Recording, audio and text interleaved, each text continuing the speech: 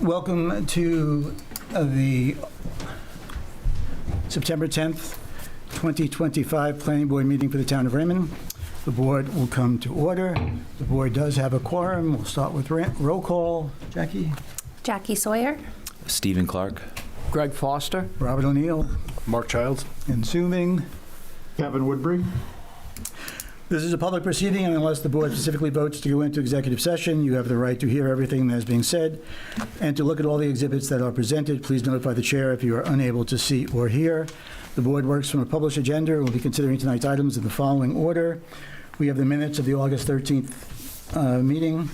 We have two tabled items, the proposed short-term rental ordinance and the proposed draft for the marijuana regulation ordinance, followed by new business of the Port Harbor Marine Holding modification to an approved project and Sebago Solar's modification to an approved project. Discussion on when we can move our November and January meetings, and if we get that far, a workshop on the banquet halls. In each instance, the burden is upon the applicant to demonstrate compliance with the provisions of the applicable ordinance or state law. All persons speaking, including representatives of the applicant and members of the public, are asked to stand at the microphone, state their name, address, and affiliation with the application. All persons speaking shall address the chair. Any conversations must be held in advance till after the board has formally adjourned. After the board votes on the merits of each application, it will prepare a written notice of decision. Because the notice of decision may substantially affect any appeals rights, and also as a matter of courtesy, the board asks that those attending the meeting with regard to a specific application not leave until the board has completed its discussion. Appeals from adverse decisions must be filed with the Superior Court or as otherwise provided by law within 45 days of this board's decision. All right, first order of business is the August 13th minutes. Is there a motion and discussion? Move to adopt the August 13th minutes. Is there a second? Second. Seconded. Is there any discussion? All those in favor? Aye. Done. All right. Could I get a quick motion to remove the short-term rental ordinance from the table for discussion? So move. And seconded? Second. All those in favor? Aye. Okay. All right, my plan for the short-term rental discussion this evening is Phil Saucier, our town attorney, did I pronounce that correct? Yeah. Yes, please. Has, in fact, you can take Ed's spot. Is going to join us this evening for a little bit of time this morning, this afternoon, excuse me. We're going to start off with questions from the board and discussions of a couple of the proposed ordinances that we have in the works. And I do hope to hold maybe about 15 or 20 minutes of Phil's time near the end, depending upon how long this goes, for any discussion or questions from those of you that have attended this evening or have Zoomed in. So to start with the board, questions? I know the question that's come up often has been, is a short-term rental a business? Good question. So typically it's not defined that way in most of the ordinances, and I sort of pulled together a number of ordinances around the state that have started to regulate these. And there's probably 7 or 8 of them at this point, maybe a few more. It's typically defined, the rental of residential units generally are defined as specifically not commercial. That's in a lot of different ordinances. Raymond's doesn't say that specifically, but you'll typically see that. And the reason for that obviously is because people rent their houses or they rent apartments in residential districts. And so a long time ago, before we even had short-term rentals, that was clarified that way in the zoning ordinances. So typically it's not seen that way. It is regulated now as a type of use, at least, maybe not commercial. I have not seen that terminology in a lot of other ordinances, but you certainly can regulate it through either a licensing ordinance and or your zoning ordinance. You can do both. Right, so you can decide, you can define it as a use, which I think you're starting to do. Mm-hmm. You can decide which districts it's allowed, if any. All right, so you can say it's all districts or certain districts. So that's the zoning side of it. You can have performance standards, meaning, okay, if we're going to do it, are there rules around it? Are there sort of, distance rules from each other? You see some towns have distance rules. or Just as rules as how? yeah, there's actually one community that says you can't have it closer, one STR can't be closer as, distance. That's one way to do it. That's I only know one town that does that. Okay. But all kinds of other kind of standards. Your ordinance, I know that Brett has been helping with you, does have performance standards, where you are currently. I know it's just in draft form, so certain rules. So it's not necessarily commercial, but you're treating it as a separate use, and so you can regulate it, essentially. So that distinction doesn't necessarily matter. It matters how you're going to regulate, right, to me. This is starting to get in a place I think is a pretty good place from my perspective. I did have a chance to talk with staff and others at some point. The one thing I did notice here is that and maybe it's an earlier version, it did delete the definition of short-term rental and kept it in a long-term rental. I still think you need that definition because it uses that term short-term rental throughout. I mean, that's really what you're doing here. You're potentially going to regulate short-term rental, so you should say what it is. And the typical definition is less than 30 days of rental. That's the typical. You could make it something different. But a lot of that's what you look around. I looked around in South Portland, Cape Elizabeth, Falmouth, Kennebunkport, Freeport. Those are the towns that have them. They all have about 30 days or less. 30 days total for a year. Or less. Or less. Per rental is considered Per short-term rental, rental. Right. Beyond 30 days, again, you could have your own local definition.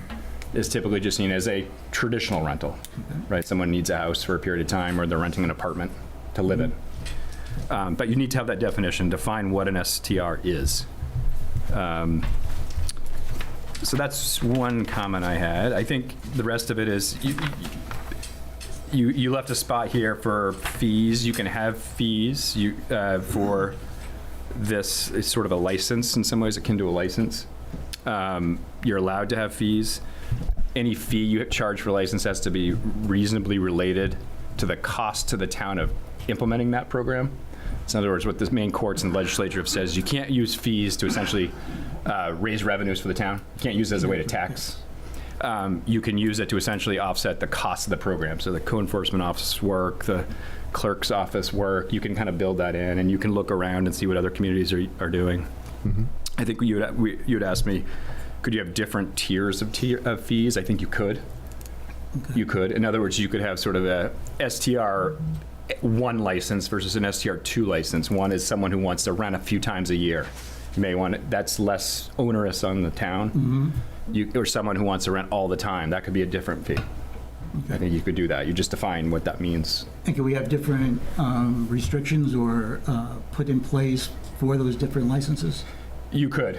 Okay. Within reason. What I'd want to see is, as you think about it, is I'd review it for you and give you feedback on what those kinds of things are. Just to give you an example, I pulled a couple. Some communities, South Portland being one of them, I think Portland just added this, makes a distinction between owner-occupied houses with short-term rentals versus non-owner-occupied houses, and has different rules as it relates to that. The idea being, I suppose, from a policy perspective, it's owner-occupied, the owner's there, they may take care of the property, or they're going to oversee it a little bit more than someone who's not there. So some communities do that. They either prohibit it altogether if not owner-occupied, or they just have different rules around it. Maybe it's more, more restrictive. I knew this question would come up, so I just have to say, I think that's okay. But there is one court in the country that has said it's not okay to do that. It's out of Louisiana. It's a federal court, though. They've said it would violate the due process, the reverse commerce clause, I should say, meaning because you're treating essentially people who may live here differently than people who don't live here, and that's potentially a constitutional issue. But that has not been raised in Maine or the First Circuit, which is the circuit we live in for the federal circuit, and I know that at least 3 or 4 towns in Maine have those kinds of restrictions. So Phil, you mentioned zoning. That we could have it authorized in some zones and not authorized in other zones. Yes. If we did licensing on maybe a tier basis of something 4 weeks of less of rental, and then another tier for 12 weeks or less, and then more than 13 weeks, could those be broken up into zones so that, let's say our shoreland zone, a 4-week per year rental license would be appropriate and would not be. Could. Yeah, but could. a full license of 13, 14 weeks more would not be acceptable. Would not be allowed in that particular zone. Right. Yes, I do believe you could do that. Okay. I do believe you could do that, yep. Because and I know I mentioned this to you, we have those three kind of groups that Right. we're trying to not minimally impact on some, Yeah.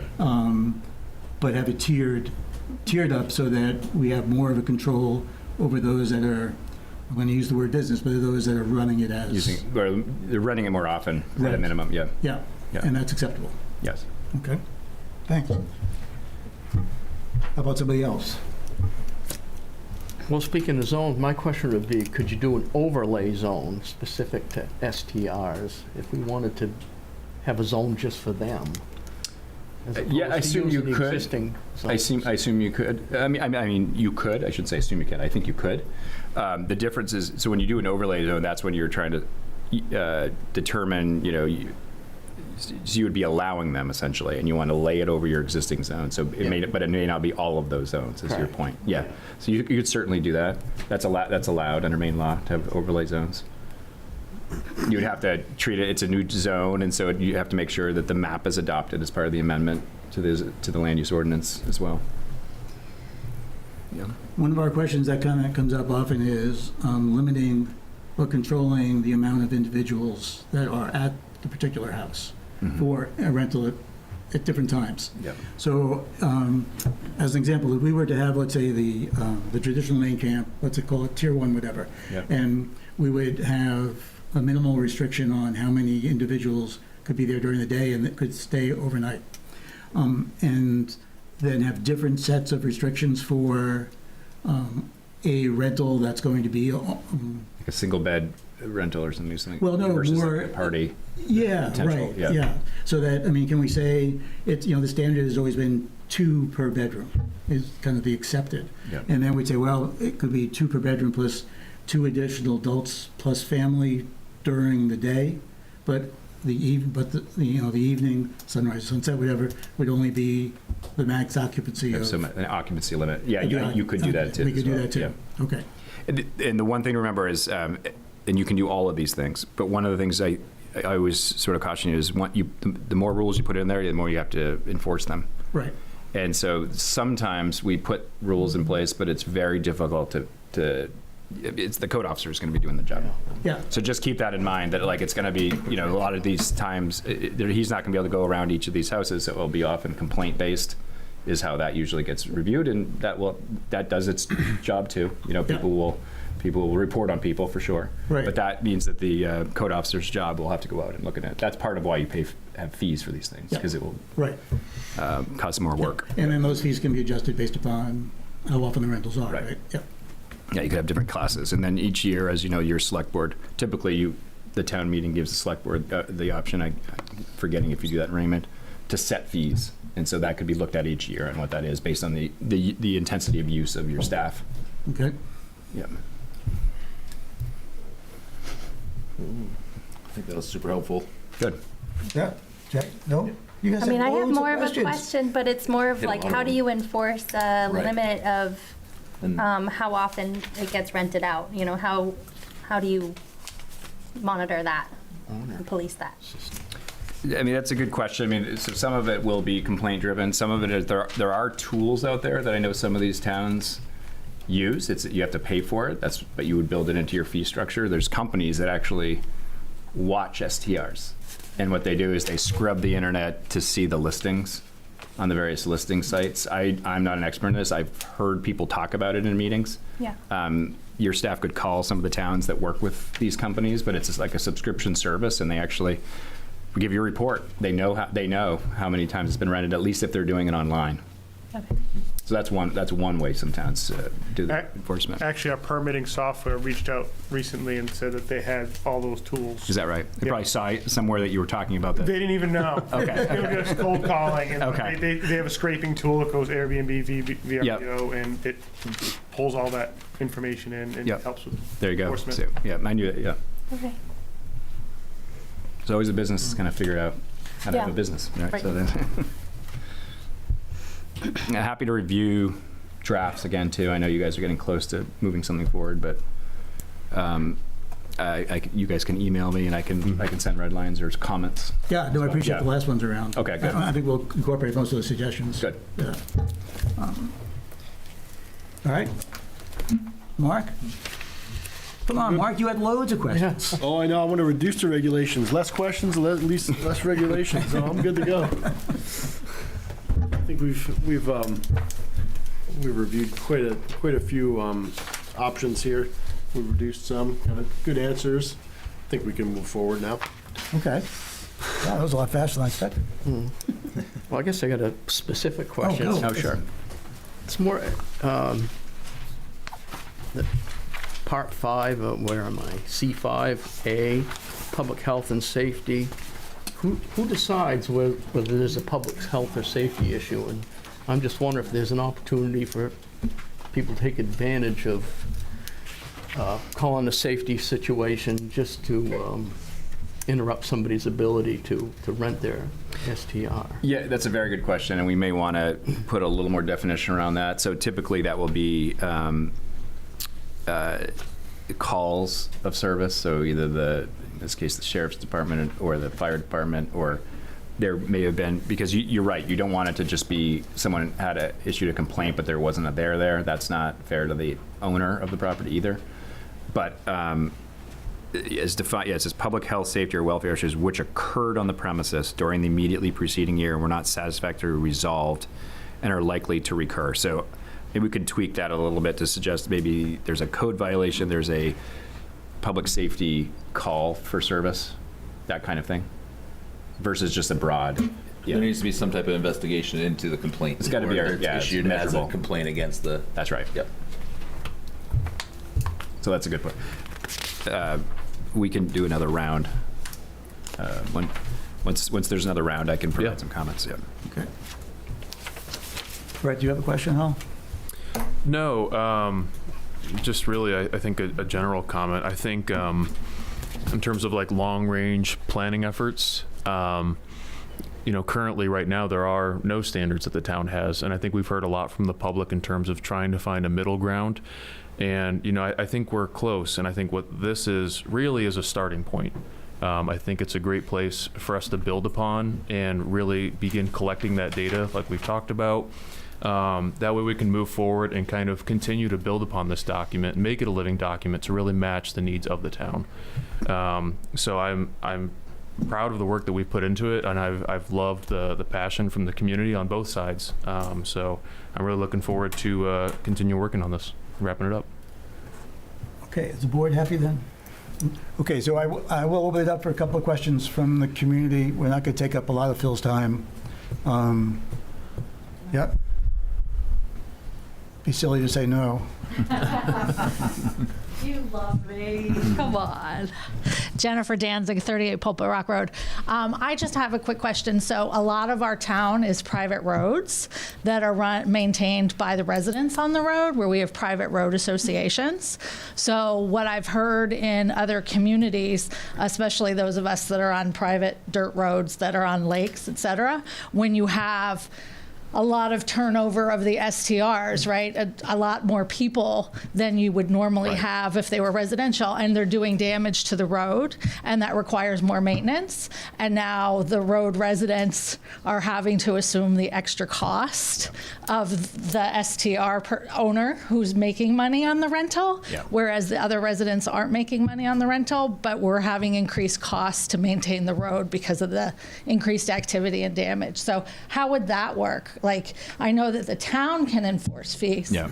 Like, what about, because if the town doesn't maintain your road and then the residents are picking that up, how does that work? How are the other residents on the private roads protected from excessive road There may not be a good maintenance? answer to that. I mean, so the town's not, as you know, involved in the road maintenance there, so they wouldn't be able to collect fees or anything like that. The town, there's two different ways of doing it, I would think.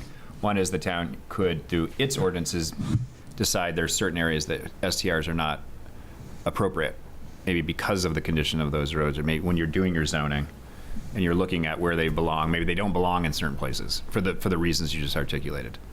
Honestly, probably those are the places people want to stay because they're probably Exactly, private. on the lake, right? with the dirt roads. But there could be some circumstances where there's sensitive areas or the road is in such bad repair that when you're doing your zoning, you may decide that's not appropriate. In terms of the private residents, and this is where I said the answer might not be helpful, because there's if you have a road association, then you have more, the road association could create certain rules. Similar like a homeowners association, Right. right? Like there's a number of homeowner associations that have prohibitions on accessory dwelling units, things like that. So to the extent there's a formal road association, that association can get together and amend its documents, create rules that way. Okay. Some of these roads don't have formal road associations, so that's where there's less of a mechanism to do that and create private restrictions. Again, the town's not involved in that, and I get that question a lot as a town attorney, where there's like, say there are prohibitions in your subdivision association, and they'll come to the town, and we always say that is not our deal. There's two different sets of regulations. There's the public regulations and there's private regulations, and that's the private regulations are enforced by the people who are subject to that contract, which in your case would be a road association or a homeowners association. I guess I would be afraid of the fact that we don't want to violate state law, right? So there's a lot with ADUs now because of affordable housing and stuff like that. So I guess that's where I am sort of looking to the town, because, if we have a road association and there's 20 houses on our road, we're not going to go out and hire an attorney to, Right. are we in compliance? I know. Well, that's why it's difficult, but that's the answer. But what you're saying is if we have a formal road association that's like, with Jennifer, I don't want to cut you off, but there are other people that need. with the documents, then we can impose Something you could look on the into at owner least within your own of the association. rental? But again, that's a private decision, not for the town. Okay, thank you. Mark? Go ahead, use your time before it gets cut off. I appreciate respectful speaking to me. You're already starting. I don't appreciate that. I'm here trying. I'm happy. I know, go ahead, Mark, go. I think three things here. One is, are we still talking about the same ordinance, or is there a new ordinance you're all looking at that the town no one has seen yet? Just want a quick question. I'm looking at the one that says draft for 9/10/25 planning board meeting. So does anyone have that? Was that published to the community? It's been published, yeah. It's on the net. It's in the town. I don't think so, but okay. Nobody has. We're all working on the August one. Sandy? So if there's a rewritten from a month, It's on the town website as under planner memo, because that's where the information was. Thank you. You're welcome. I have looked extensively. I'll go look again. But Okay. Nobody has been able to find that. So if there's a new memo, I'll read it. I would say three things. The continued classification of investment property, seasonal camp, I think that is a very unique thing that we're trying to do in Raymond. Every other town lives in a world of hosted and unhosted. We don't really have what I'll say is hosted in Raymond. People often do not rent bedrooms in their lake houses. They rent their properties. And so that is an unhosted rental. Whether that unhosted rental is somebody who lives here, lives Mark, I just want to stop you for a second, and I will come back to these questions, but really what I was looking for is whether or not you had a question for Phil. And Phil, again, that's where, are you seeing a lot of ordinances where they're getting into investment property versus seasonal camp? I'm used to seeing hosted versus unhosted is the most common delineation across the board. So I will say, it's a good question, and the new draft does not have that distinction. So the new draft does not, so I did see the older draft, and this is updated. So to the extent you can find that draft, I would look at that. That's been deleted out, right? From my Mark, do you want this one? Yeah, I think like we had talked about too, like we can't discriminate based on ownership type. Right. So that's the struggle really. So instead, this draft from the most recent draft from Brett really just makes a distinction between. It's really a short-term rental registration and renewal ordinance. Perfect. I'll read this and come back. Certificate of. Two would be occupancy. I think great work in the occupancy. I think overall making good progress. I would question two things. One is I understand the septic element and I understand the building element, and I'd be interested in thoughts on occupancy per square foot, and different boards or different associations have different recommendations. Some say 1 per 200 square feet, some say 2 per bedroom, some say this. What are you typically seeing on occupancy across these different models? Because this one is written in a septic seems to be the anchoring principle from the prior. Again, it's not. There isn't any. The updated draft doesn't really get into that level of detail.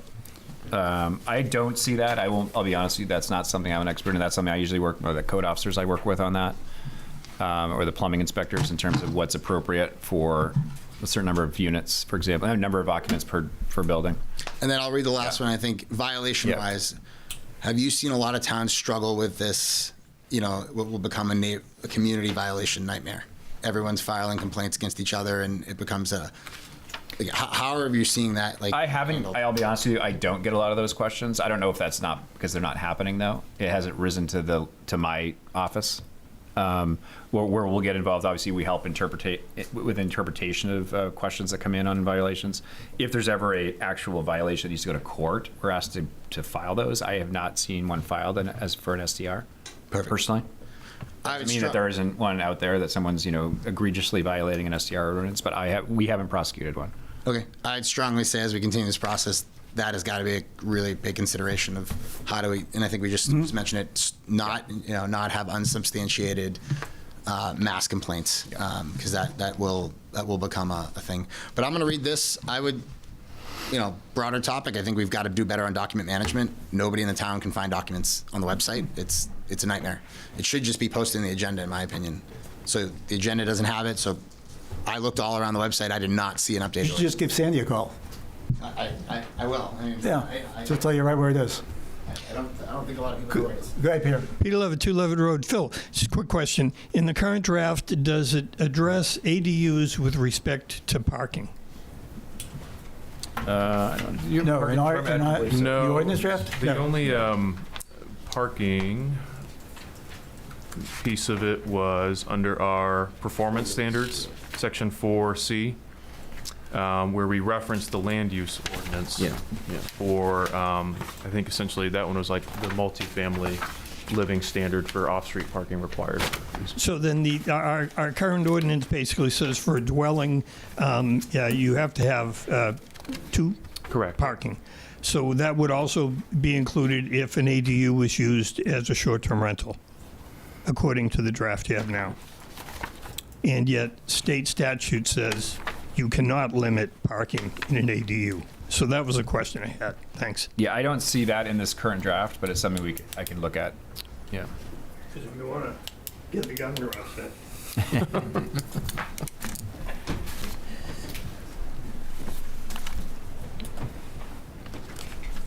I'm Todd Roma, 141 Raymond Hill Road. In your experience, can you quantify the impact of an STR on versus a standard family house? Is that anything, we've been talking about the STR initiative coming in, and they've done over 3 years of work. I really don't have a good grasp of the impact that an STR is having. Is there any experience that you have behind this? If we're talking, 1 for 1 family, that's kind of what I've been seeing, but I wanted to get some input. Yeah, that's not something that I can provide information on. There are people who study this, housing experts and things like that I would defer to. My job is to help write these things and then enforce them.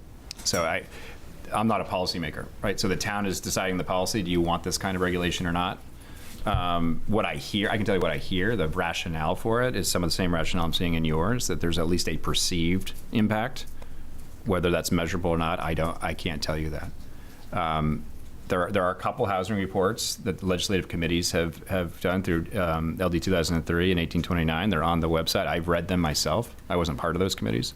But one of the things they've looked at is the potential impact on STRs and if they take away housing stock or not. That's one of the things that I know people have been studying, but I don't off the top of my head know the answers to those questions. Okay, thank you. It feels to me as though that's one of the questions that has gone unanswered since we've started this process. And I think it's an important piece to say, if we're talking about the impact on the community, what is the impact? How much does it offset a traditional family? And that hasn't been brought to light in the years that this has been in the works. Thank you. All right, from the board, anything last minute questions? Kevin, you okay? Anybody online, Oh. Mike? I'm good. All right, go ahead, ma'am. And then I'm going to cut this off so we can. Marilyn Westcott, 172 AI Road. I'm a resident. I just worry about getting too complicated. I think it's important to keep it very simple. My concern is enforcement, and I'd like us to get a base thing started. And I'm afraid if it's too complex and too insidious that way, it will be voted down. I think if we can simplify it to casual rental and business, and then it would require zoning appeals, zoning board appeals if it's a business in a residential area. If we can get that straightened out, I'm concerned that if we start to regulate everybody with how many exits, how many fire things, how many septic systems, I think the town can be really dragged into a lot of lawsuits if there is a problem. Say somebody does suffer injury and they sue the owner. The town, if it's mucking around in such detail, but it leaves out something or it wasn't able to be enforced in a timely way, it leaves the town very wide open. Is that true, or am I worried over something that I shouldn't be? I mean, if what you're saying is, yes, I mean, if you have regulations, then that does lead to enforcement of those regulations, which then can sometimes lead to litigation over that enforcement. And the litigation can come from both the town side, which is what we file. If someone really violates an ordinance and then they don't come to compliance, the next step is you file in district court. It's a land use enforcement action. So that's a type of litigation. Or, residents could appeal certain decisions of the code officer, for example, and go up through that way too. So I guess the short answer is yes. It's hard to know, if there'll be more litigation or not. Yeah. All right. Can I go real quick? Yeah, Mark, go ahead. I'll keep it quick. I think two things. One is, candidly, I thought the prior ordinance was much more simple. So just FYI, I think it was a much cleaner version, had a couple little flaws. This is, I think, much further outside what I'm used to seeing in Casco and other towns. So that's just my 2 cents. Two is the occupancy. I still think you have to look at that. Again, a 4,600 square foot, 4-bedroom home would be limited to 10 people. A lot of questions for Phil. We'll get to this. So again, I would imagine that would, are you seeing that, those level of occupancies is common?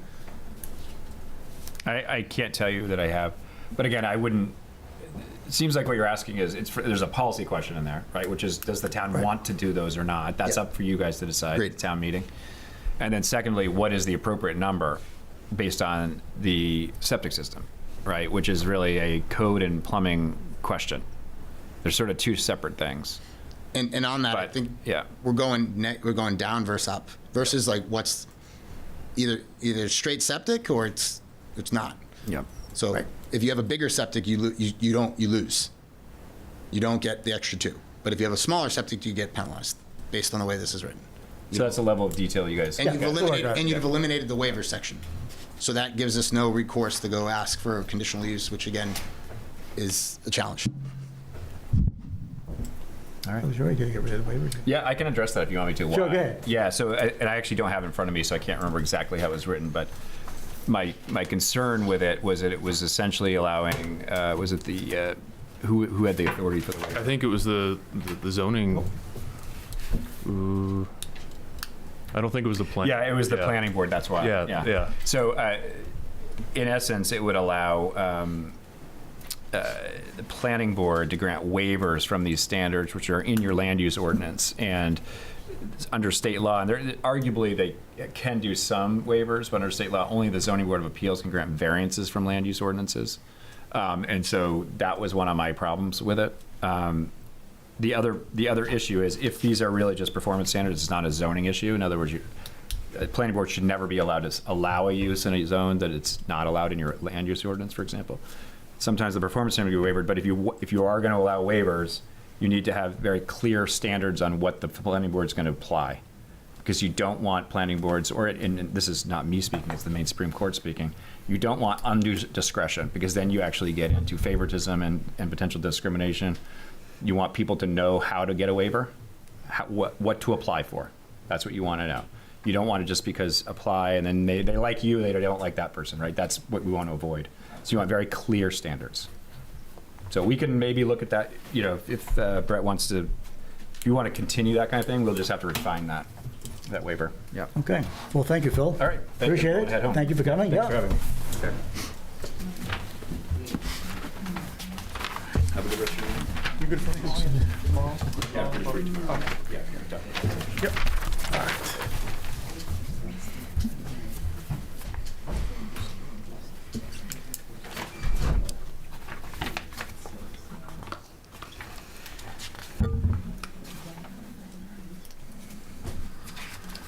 What do we think about this licensing thing? Take a little notes here. Maybe 3 tiered licenses, one for like, I think, for 5 or 6 weeks. Registrations or License. for the business license? Is that what? No, what Phil said was that we could,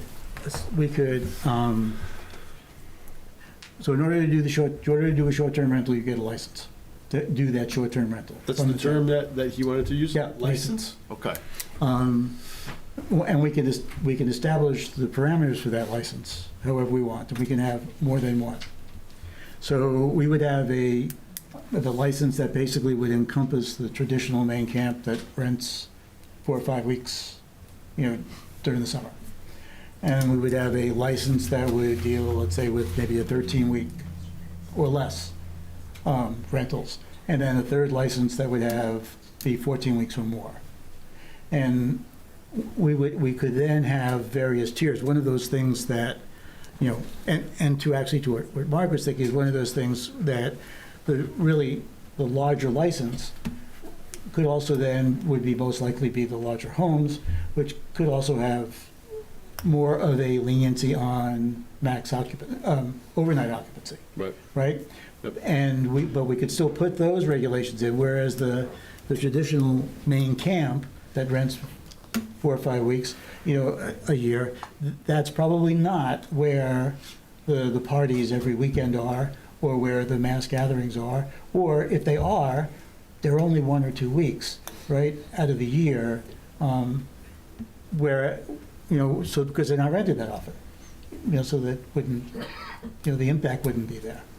That, that's kind of so I'm thinking, there is the standard, the 2 per bedroom based on the septic, makes a lot of sense. It also makes a lot of sense that we have an ability to go a little bit higher than that. But it also, I think, we need to make sure that we cap the total number of people that are there for any of the rentals. Right.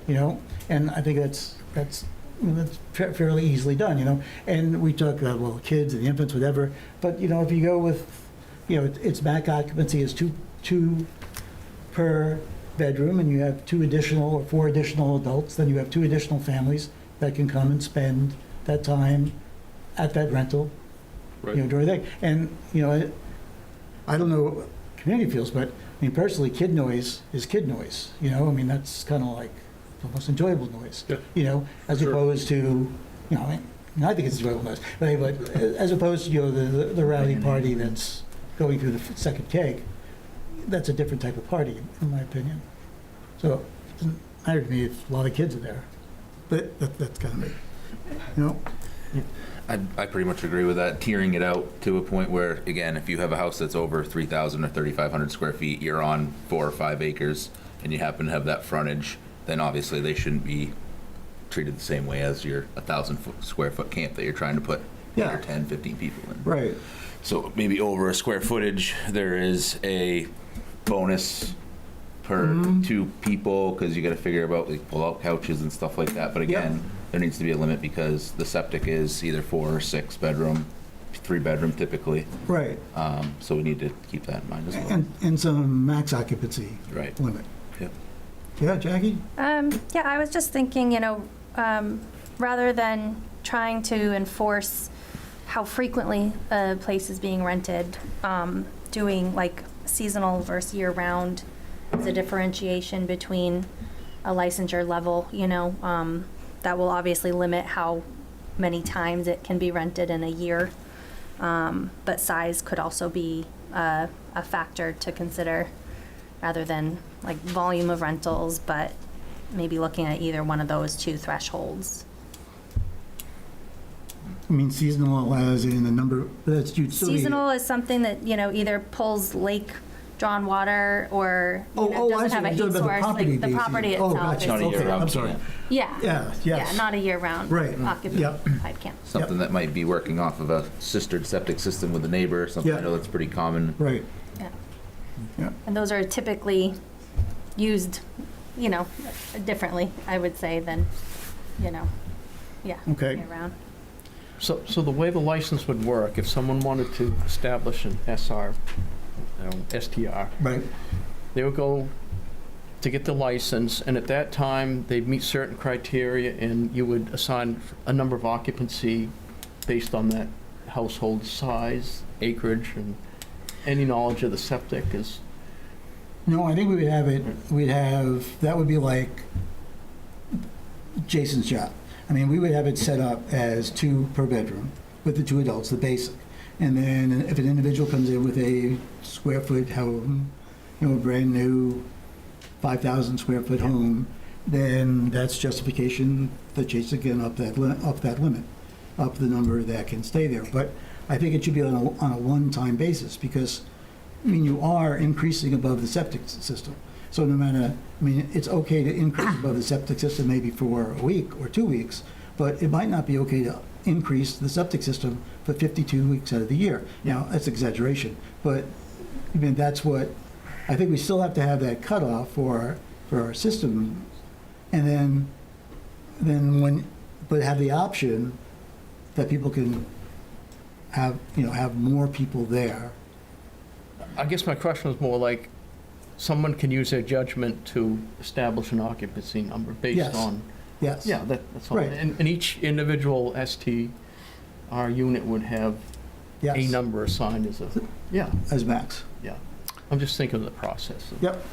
Bob, something that actually Jennifer brought up at a previous meeting, because there is, in the septic design rules, it does say any short-term rental would be, you can't be, have more bedrooms in the design. If they were to exceed that, maybe a performance bond would be required. No, that's a good idea. In case if the septic fails, that way we ensure we can replace it if we need to. Obviously we want the homeowner to take care of it, but there are situations where that won't happen. They won't be able to in that way up front, some of these systems, because That was Jennifer's idea? Yes, it was, Bob. That's why you're helping. so it's just a thought. It kind of I hate being reactive about something, especially with a septic in the shoreline zone. Yep. But at least maybe even have a replacement design on file saying if it fails, we have something ready to go and we can take care of it. So with a bond like this, who is bonded? Maybe the owner, I imagine. But that gets tricky. You work with bonds a lot, construction. That's not how a bond really works, though. This is a Because performance bond? Performance bond would be for a town. If a town owned a piece of property and you have a construction site, and the performance bond is if you don't tie the septic in together properly, and it's to cover the cost. Yep. But who is bonded in this instance? If there's a bond for this, it's the owner's septic. If the septic fails, the owner's going to pay for it. Mm-hmm. So who's bonded? Who holds Are you the talking about, bond? so there would be enough money to pay for it? Right. If they can't pay for it, if they say, my septic's failing, I can't pay for it. The town would have the money to pay for it. So the town's not paying for it, though. It's private property. Yeah, that's right. Yeah, good point. So they'd have to sign an easement. Well, another thing I've seen too in some ordinances. I'm confused. Who's They require like evidence of insurability to show proof that, if something were to happen on the property as well, They're insured that they for would it. they would be insured for it as well. Yeah. So that's another common standard actually that quite a few. so of these insurance, not The insurance would pay for bond, it. not a The bond. insurance, yeah. Okay, Like an insurance that your term bond is- septic system fails, you're within 250 feet, and you know that if you don't have the money to do it, the insurance company's going to pick up the bill for it. That doesn't leave the town responsible Right. for anything. Yeah, so that could be another standard, the evidence of insurability. That could certainly That's easily. copy paste that from any ordinance. So All right. It's not very often you pay for a bond for your own property. No, yeah, I know. That was kind of strange. Like, I wouldn't force anybody to purchase a bond for their own property. Could we go back? And I'd just like to kind of get see if we can put some of this stuff. The August 13th draft that actually Phil had looked through.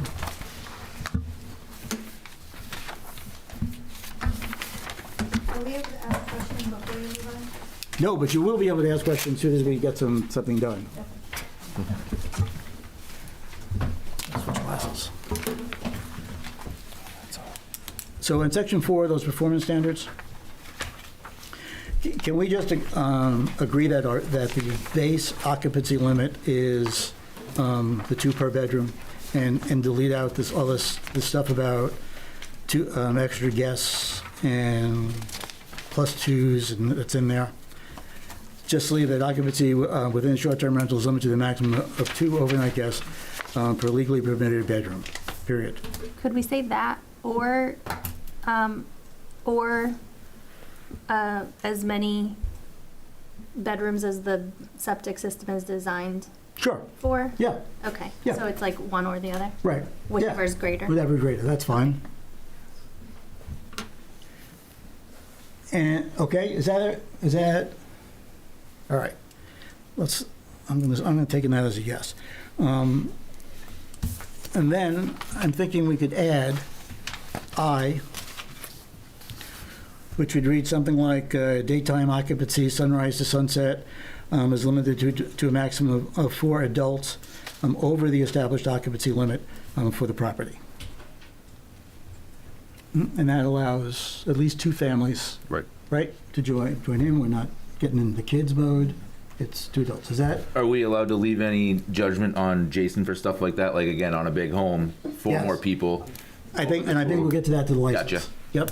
Is that all right? Mm-hmm. Okay. So can we move this along a little bit here? Can we just say that we agree that the performance standards in section 4, adding the insurance then that Brett and Jason were just talking about is a go, is accepted?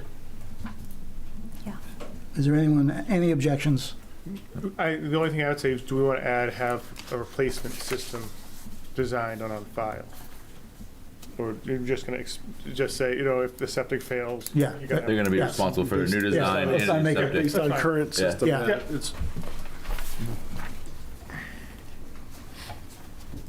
Is that good? All right. Then, in the discussion part, I'd like to, I think that, and I'll ask you guys, I don't think we want to not rule this out for particular zones, right? Is that, we don't want to go that route, do we? No. No, okay. So then, can we either add to section 3 or make it a new section, our licensing tiers, and make that a 3-tier category? And just numbers off the top of my head, which I'm jotting down right now, 4 weeks or less, 8 weeks or less, or maybe make that, 8 weeks or less, so it covers almost the whole season, and then 8 weeks and more would be a 3-tier level. And those numbers, Weeks, yeah. I mean, you guys got better numbers, that's fine with me. I'm just gonna, I just want to,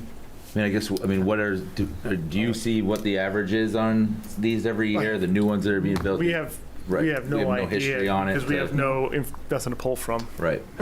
Could we ask Mark? well, this is just to get the license format done. Okay. Yeah, Okay. I mean, Just 10 kind of weeks like kind of 3-tier. covers the Exactly, yeah, summer and the everything. shoulder Yeah. weeks. 10 weeks is, that's 10 weeks? essentially what your seasonal rentals are going to be, is Yeah. 10 or under. Available to rent? Okay. Actually rented. So we got 10 weeks, Well, so I you want guess to do you 4 never know, weeks? right? No conversations yet, please? 4 weeks or less? Between 4 to 10 weeks is our second tier, and then over 10 weeks? Jackie, is that what you want? Yeah, I think so. Fair. Okay. Then, within those tiers then, we have a set of safety standards that are going to apply to all three. Right? The code inspection, the weighing inspection, the safety inspection, right? And then to those, we have the cost is also tiered. Then the scrubbers and all that other stuff, you're renting more, you're going to pay more, right? And then in that, and this is an assumption, that those properties that are renting higher, a large number are going to be our larger homes, which could then support more than, periodically, not consistently, more than the 2 adults per bedroom. That right, are septic, and that, I think we can exceed, I know you're probably not by law, right, but you can exceed a septic's design for Yeah, I'm not going to 2 or 3 weeks, right? Knock on doors and do head counts. Yeah, exactly. So, so we have the 2 weeks, but in a newer, larger septic, or a septic that's over-designed, which is very common, then maybe you've got a 10-bedroom septic, but you've got 3 bedrooms, you should be allowed to use the 10-bedroom septic, right? Because that's, because we're controlling it by septic, right? And those decisions can be made. We don't have to put that in the ordinance. We can put the ordinance that that determination is the baseline. Yep. And then above the baseline is determined by the code based upon square footage, based upon, right, whatever. Right? I don't, is that, I think, if we're looking at what, and all through my notes here in the community stuff, is that it's really the disturbance that is being caused by those that operate outside of the good neighbor. Right? It's not, but I think the safety stuff is important, right, to get done. But I think that those that, anybody can put up with whatever for a couple of weeks with a rental next door, right? But if it's the rental next door is every weekend, that becomes an issue. And I think that's where our ordinance should address to limit. We don't want, at least I don't think we want, right, mini hotels throughout the community. And I think that's what, eventually is what's going to happen. Yeah.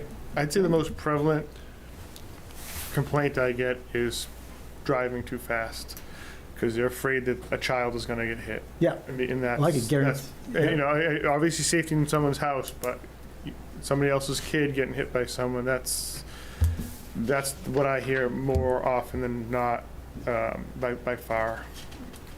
That's the concern. All right. Just one more thing too, from what I'm hearing based on the occupancy also going up, depending on certain criteria, I'm assuming then the parking standards would also go up because it's based on the number of rooms as well, that the off-street parking standards would also get increased for homes that have larger occupancies? No, I still think we want the parking, the parking should be on property, right? That should not be off premises. So, right, yeah. Right. But is it scalable based on, if we are sure, granting yes. Yeah, I larger understand it. occupancies for larger... As long as the property can support it, yes. Support it, right, sure. Sure. There's no reason not to. I'm just thinking about the weekly rentals here and thinking like, all right, there's probably not going to be that much of a difference between, like, the 5 to 10 week rental is what probably 90% of the rentals are. So 10 plus weeks is probably, I know for, in off season, maybe you get a week around Christmas or a week around New Year's. Like, there's probably not a lot of activity happening above that 10 mark for most of the properties. So actually, I'm just thinking in my head that, like, maybe it's up to 4 weeks is one tier and 5 or more is a separate category, so that maybe there's 2 tiers rather than 3. I don't have been very little experience from what I've told, though, but I know that through a friend of a friend that their short-term rental is like rented almost the whole year. All year long? Yeah. Okay. It's a couple of weeks here and there during the off seasons, but yeah, Okay, it's rented in the winter, it's rented in the summer. yeah. It's just, I know there's like niche properties, there's like specific properties Yeah. that really have an appeal, like for a year-round thing, but I would say probably 90% of the rentals are gonna be that 5 to 10 week you're probably right. category. Mm-hmm.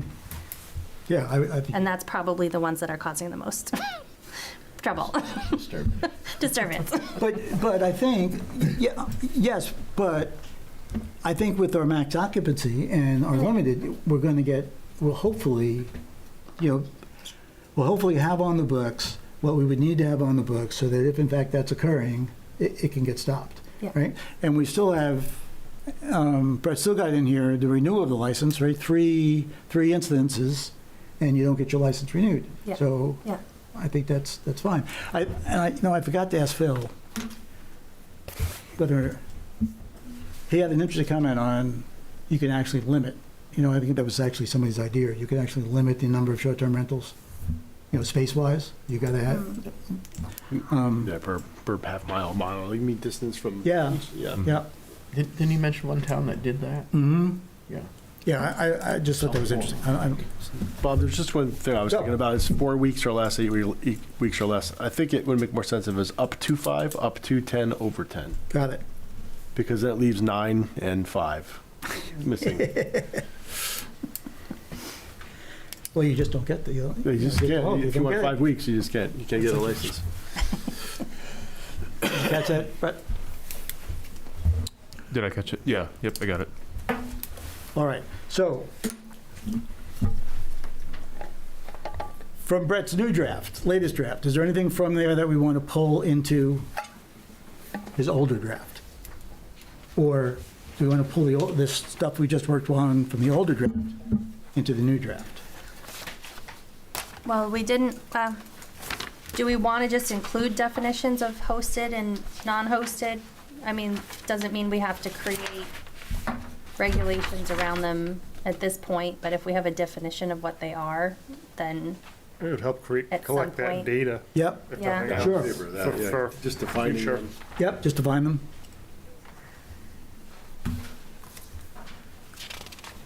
Okay, I will say one thing that I found from this newest September draft, towards the very end of that table on the front, I think it's on page 4, the last one. So this was taken from South Portland, and I'm glad I caught this. The last item for the locational limits was, limiting based on the zone. And actually in South Portland, the non-hosted homestays are prohibited in all residential and commercial districts. And I'm glad I caught that because that would have been a big time error for this. I think we would have had a lot more people here tonight. So that's why I put that in there, based on the discussions that we've had so far and from the board as well. It didn't sound like we were headed towards a direction yet where we are interested in limiting it based on the zone, so that's why I put that in there. okay, so section 3 of that newer draft is pretty much, some of it is repeat, but some of it's new, and I think that can stay, right? Yeah, Alpha Bravo yeah, Charlie? like all the items in blue. I don't know if yours is in color or not, but I tried to bold it and put it in blue. Those Yep. were the comments from legal from Right. August's Mhm. draft.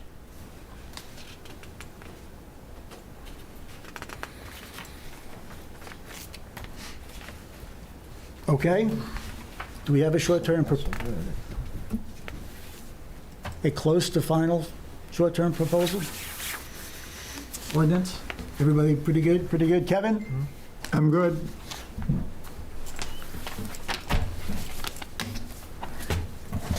How are we doing? 8 o'clock, not too bad. Yes, sir, you're up. I'm not going to let this go too long, but I do want your opinions. My name is Robert French, and I live year-round at 166 AI Road.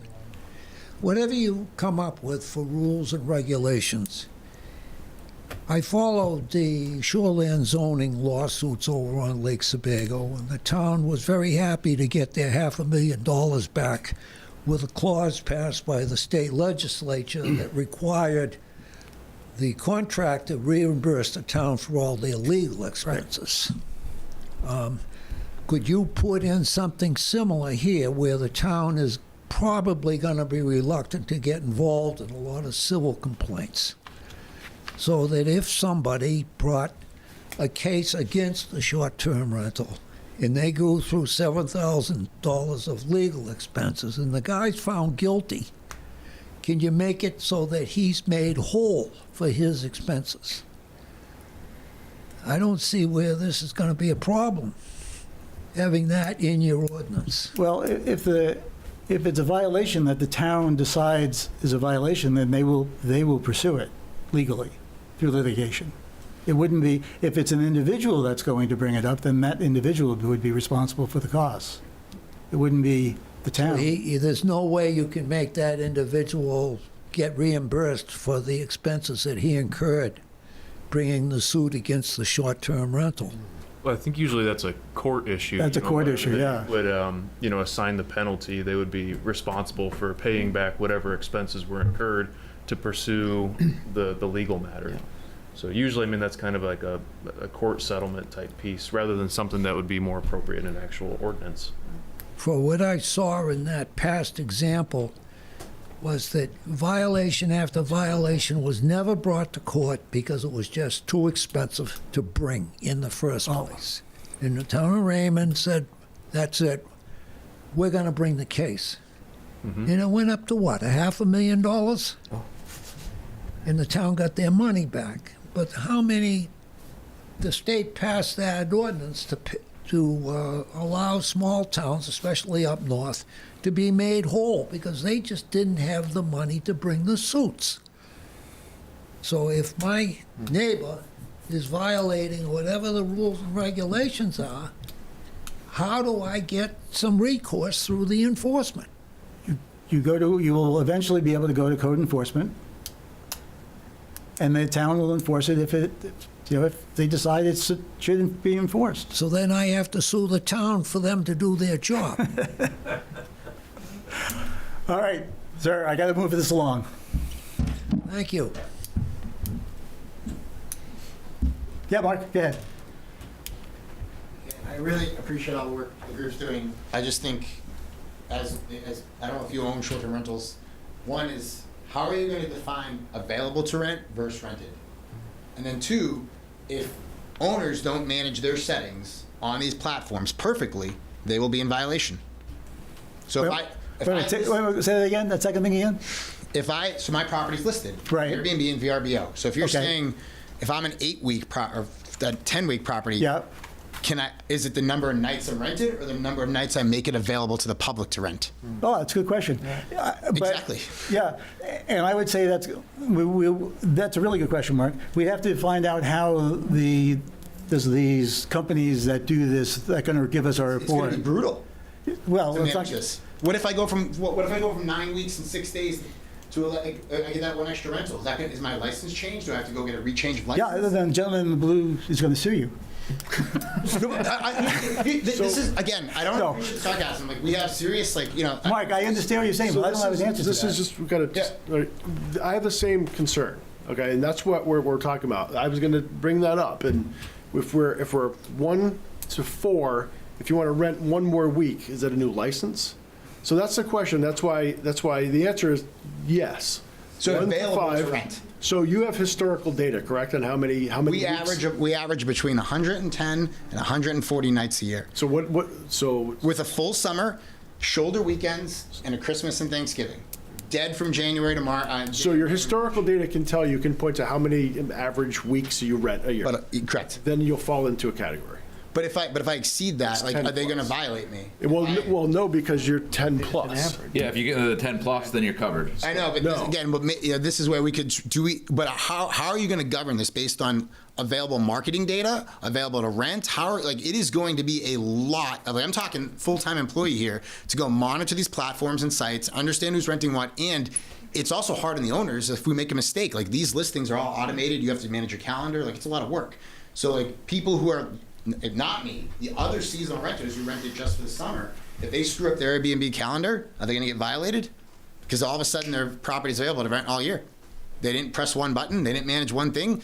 One of these groups is going to say, oh, that property over there, look at this data. They're available all year. Their license is only a seasonal rental. Violation 1, boom. And they're going to get whacked. It's going to become a town. We're going to be at each other's throats. Okay, Mark, anything else? I think you're. It is a good point, though. I take your think point. you had a really good ordinance, and I think these tiering and all this leveling is going to actually, and I agree with whoever said that, keep this way simpler. Like, because ultimately the town will vote it down. Like if it gets too complicated. That's my worry. I actually thought we made really good progress. From the meeting today, I'm nervous we're making this overly complicated. Peter. So, Peter Levitt, 211 Road, I'll speak just from the perspective of the recently adopted comprehensive plan in the town of Raymond.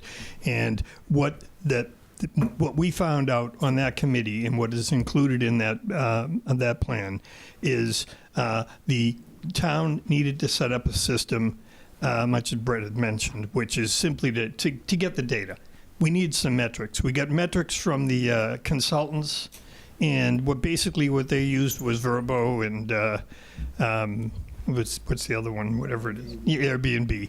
And what we know and what the discussions here have shown is that probably the vast majority of short-term rentals aren't Verbo and Airbnb in this town. But we wanted to get a handle on what is the distribution? How many are there? And therefore, a tiered situation, whether it's tied to a license, or if you want to tie it to a registry, or however you want to call it, some way to collect the data on what's out there in Raymond as best as we can handle, because it is going to be a living document. It is going to go further. And my own personal feeling now, not speaking for the comprehensive plan, is that this isn't going to go away. This is only going to grow. From what I'm reading and what I've seen in my research, is this is only going to continue. And much as the attorney said, there's 7 or 8 communities that have adopted regulations so far in Maine. I believe it's my research tells me it's a few more than that, and there are a lot more that are in the discussion phase like this right now. So I just like to focus on the fact that however we want to craft this in order to collect data and to address life safety and environmental issues. And as far as the rest of it, let that play out. It will. Thank you.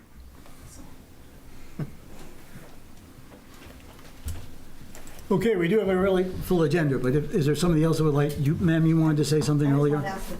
Sure. Okay. Patiently waiting there. Nicole Richmond, Cedar Lane. My question is regarding the septic and the waivers. And again, I know nothing about anything, so it's a question. If I, as a homeowner, wanted that waiver, could I get it? Could I say I have an extra large house and I would like to expand the living to my son and his family? Could I get that waiver as well? Probably no. There is a provision to add 25% capacity, but you need a system on file registered at the county that says, if my system fails, I have this system ready to go in. That's kind of why I brought it up, reference earlier to exceeding the septic. So that's like a catch-all for regular residents and any STR. It's not something specific just to STRs, correct? Right, that's just kind of a general guideline. Thank you. Okay. Hey, Mark, doesn't like the Airbnb, I mean, every place would almost, I mean, if it was a short-term rental, it would be almost being advertised for available all the time, right? But don't they show that when it's been rented and when it hasn't been rented? They won't tell you that. They wouldn't tell me that, no. No, but yeah, so it just shows when it will actually just show available or unavailable. You won't actually know if I took it offline to block it. So if I wanted to be a seasonal rental, probably a lot of them here on Airbnb, they probably set it to only open. Gotcha. So if you took it offline, it wouldn't. I can mess with. There's a billion settings to do everything. I would recommend AirDNA being something the town maybe spends some money on for a few months. You guys could buy a lot of this data from AirDNA, and download like all of Raymond, and that would give you like that is what I would say is the industry standard for data, and you could go see exactly the 203 rentals, average occupancy rate, properties. They have every listing. Like that's why I agree with the gentleman here. I think there's a lot of work, life safety regulatory. I don't think we should be getting into noise and ordinance. I think you should get the data and you should build this over time. Thanks, Mark. All right. Anybody else has this burning question? Good. All right, so we are going to move on with the agenda. I think we do have a, We need to motion to table this again. no, because we're not tabling. We're just gonna, it's one more draft? Yeah, and I think still technically we need to have a public, like a formal. Oh, we will, yeah. Well, So we could do, yeah, I think one more draft. I don't know if we want to tie that into October as well for the public hearing component, or if you want one more draft before then. I don't think, Drafts, don't you think? too many drafts. We need to hash out that, like, the levels or no levels. Levels or no Either- levels. Maybe to start, there's just a fee, because we don't even know which ones are gonna require more enforcement or less enforcement. Maybe, we're So just go guessing with, here. just go with that combined ordinance. Go back to a. That's Drop off the my levels. confusion too, and that's why I asked about this terminology of license versus registration, because I thought we were going registration. License is a whole different world. I think it's the same thing. So as we should go those. back to registration. Okay. For now, just because licenses, there's a qualification for tier, and that's just, you just thumb through here, there's no qualifications for tier. Right, we'd have to There's just put it a all in there. so it's a registration to me, and that's kind of Well, your point. I the don't know qualification is that they have to, meet the the septic standards and the safety and- Sure. and but the it's- insurance, I suppose.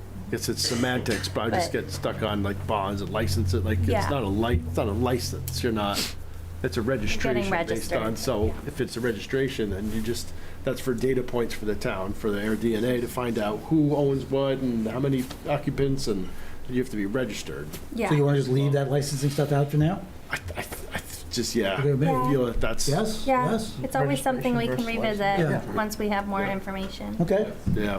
I mean, do we want to put expected number of weeks on there just to find that out? It doesn't have anything That's to a do with great- anything, that- but just to That makes see what's going on. perfect sense.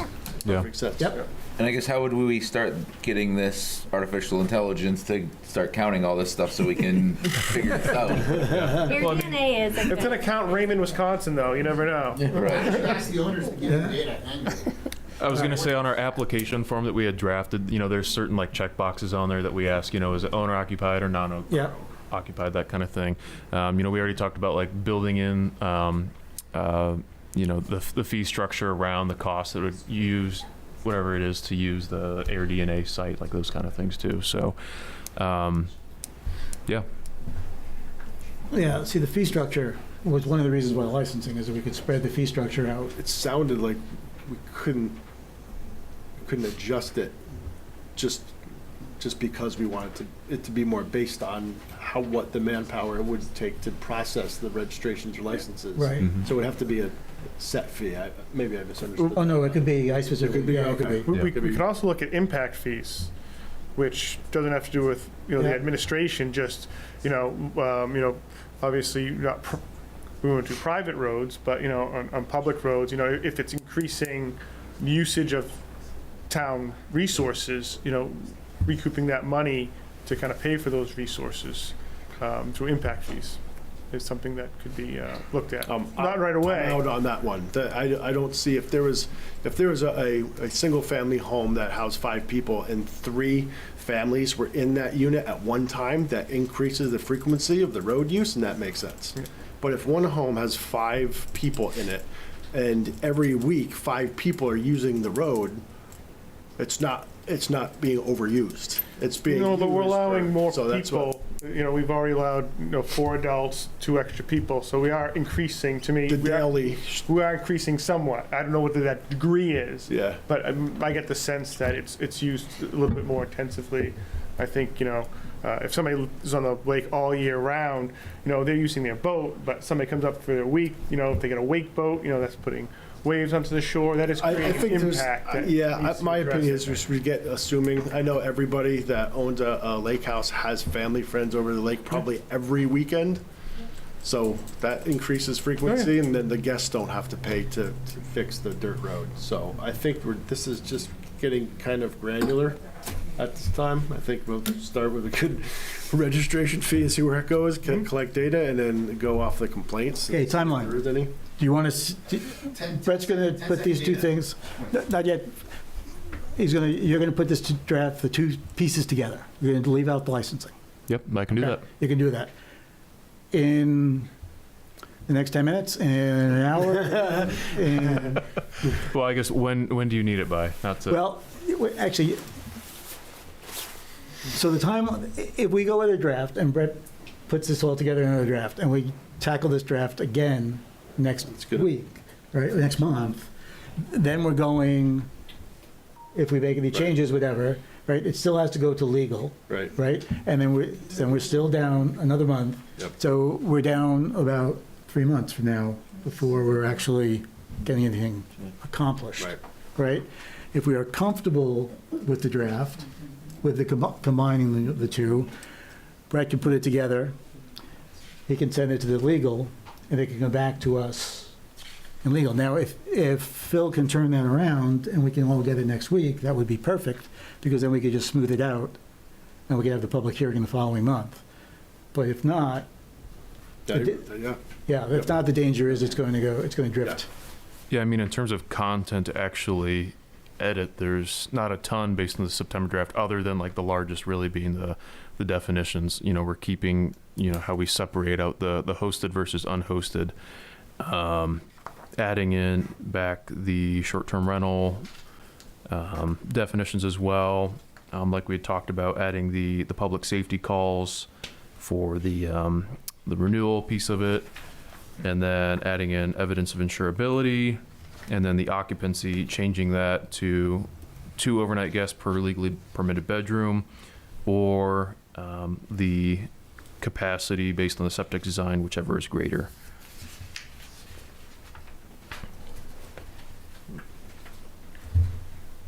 So, you want to go with off the legal?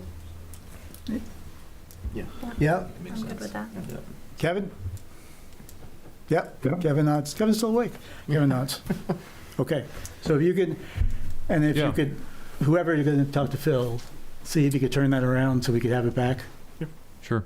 Yeah, I mean, this won't take me very long to do, and I think, again, from, like we talked about from the Comprehensive Plans Committee, this was something, I think the timeline was hopefully, 1 to 2 years, I think was what the community had wanted. So I think, you know, starting out, this is a great place to start out. And yeah, I can certainly turn this around. All right. Are we short the marijuana ordinance? Are we anywhere near that? We've still have. I think Vern's coming in October. Is that correct? Yeah. All right. So Next meeting. So leave it on the table. Is that all right with everybody? Yeah, I think that would make sense. Yeah. All right.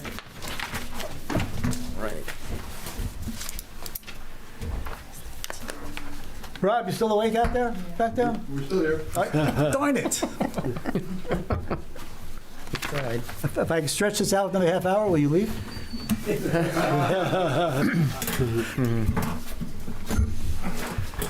Will? All right, we're up. Port Harbor Holdings. Revisions.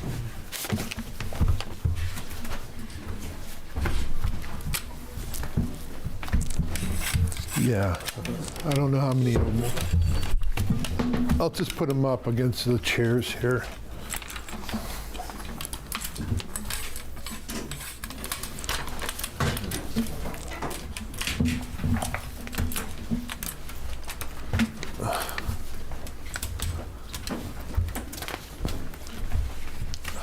Just give me the boards, and we'll see what we can. Oop. Save. Okay.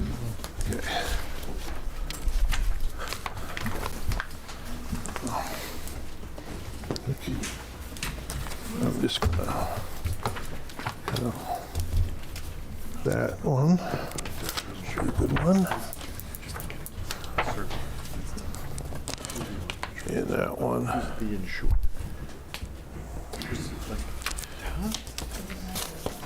And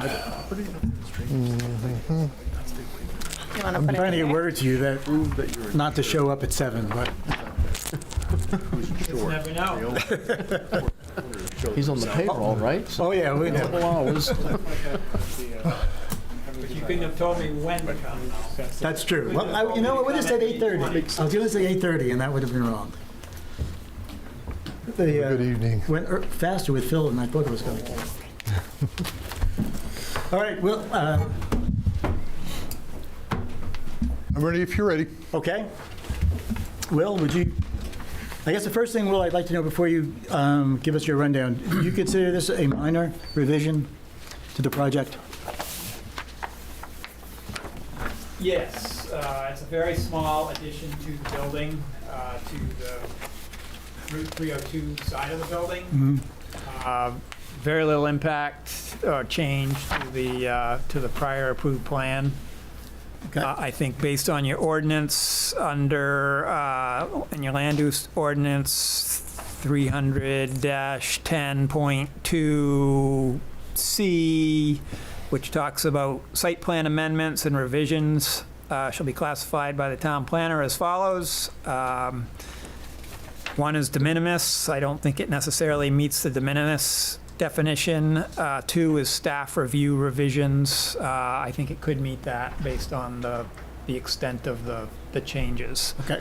According to that, I could read the whole paragraph, but basically at the end of that paragraph, it says no abutter notices are required. So to me, I read that this really doesn't require a public hearing. So that would be my interpretation based on what I see in the amendment application that's in front of you. All right, so minor revision, everybody okay with that? All right, very well. Do you need to intro anything? I mean, I can just basically say, and Rob can correct me if I'm wrong, but it's essentially adding a 63 square foot addition to the front of the building, primarily for the fire sprinkler system needs to be in a heated space. So they're, instead of heating the whole building, they're going to heat this little addition on the front of the building.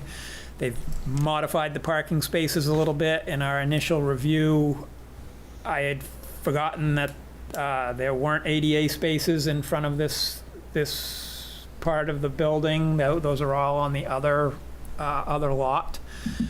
So I had made a comment about ADA spaces, and Rob corrected me on that, which I completely agree with. They're not reducing the number of parking spaces. It's literally, and you can see it in the renderings there, it's just a little shed roof structure on the front of the building. And to my knowledge, that's really the only change. Okay, Rob. Rob McSorley with Spago Technics, here representing the applicant.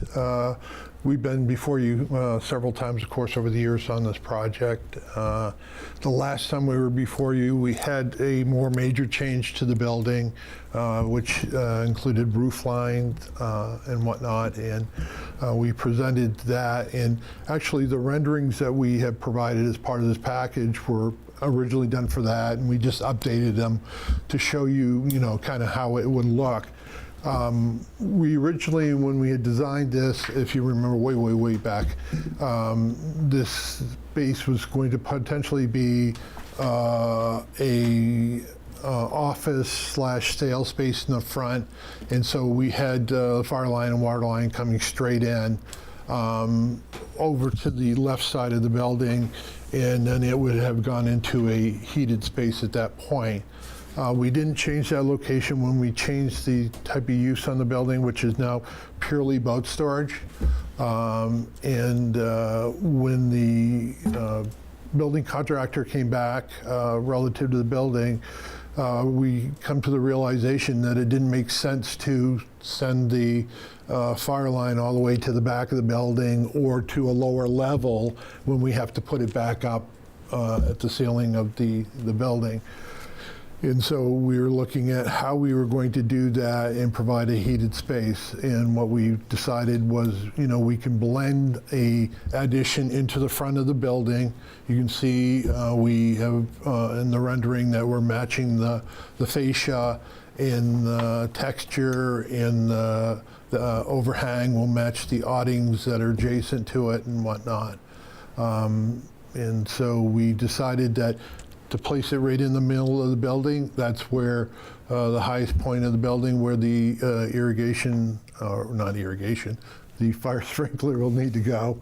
And seemed like a better arrangement. I'm going to walk up there. I have the mic thing on, so just to point out briefly, this configuration here, as well as discussing, we actually had what appeared to be a parking space over here was really just an access aisle into the fire department connection, which was on the building at this space. So what we did was originally we were thinking to move it over here, so we didn't really need that access aisle there. We basically have created it right in front of the potential change or the change for the fire sprinkler system. And we have gone ahead and we've installed piping already in for the fire department connection. If you read the memo from Wayne, he asked that the plan be modified relative to the location of that. And this actually shows that I had modified the plans for this meeting and whatnot. So we have the fire department connection directly opposing where the sprinkler room is. And as Wayne had asked, this was already a fire lane. What we have done is added additional signage there relative to the no parking that Wayne had suggested. We changed the landscaping a little bit. Right on that side, we only had some low-lying junipers. We've taken out a couple of them, and that's where the fire department connection will be with the proposed bollards and whatnot. Really straightforward. Can answer any questions you have. But once again, 63 square feet. The net impervious is a wash because we've taken away some pavement and bumped up the building a little bit, so there's really no change to the number of parking. And actually, you might notice on the rendering that the old buildings in the background are a different color now. They've actually been painted to match the color that this will be in the future, so trying to clean it up a little bit. Okay. Questions? Simple, straightforward. Yeah. Kevin, question? No, it looks good. Wayne, want to say anything? Wayne? Wait. Yes, You get- Mr. Chair. Writing this down. Rob captured most of my memo. There was only 2 items that I wanted to bring up in addition that were in my memo. On sheet 6 of 13, it actually showed the water mains underground. And with that new fire department connection main, the plans really should reflect that main sitting in there.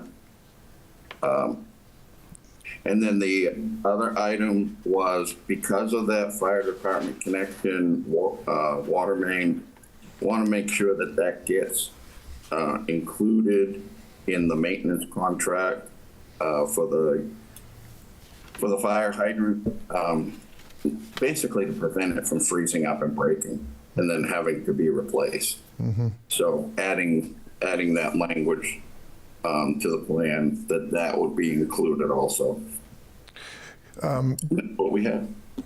to address that, the plan that is sitting on the floor there actually has that additional condition at the end of the fire department notes. We've added that, and we have added that line, and it's on that plan that shows the actual location of the 4-inch line from the sprinkler building over to the detector check or the fire department connection. Okay. I'll just bring that over real quick. Okay, so there's the line that we needed to add, or the fire line that was put in. And this is the site plan, and we've added number 20, which is the annual maintenance contract note that Wayne wanted. So, Thanks, Rob. yeah. Mr. Chairman, I apologize. I didn't see those two items in the updated plan, and I agree that those items have been covered. Okay. Someone like to make a motion? I move that we accept the Amended site plan? there we go, amended site plan for Port Harbor Holdings. Second? Second. Any discussion? All those in favor? Aye. Done. Passed. You're all set, Rob? Yeah. Come back anytime. Yeah, and I have a couple copies for signature if we want to sign off on it and whatnot, and I'll give it to you. Yeah, if you could leave them right over there. Thank you very much. Geez, you actually thought we were going to approve it, huh? Bold move.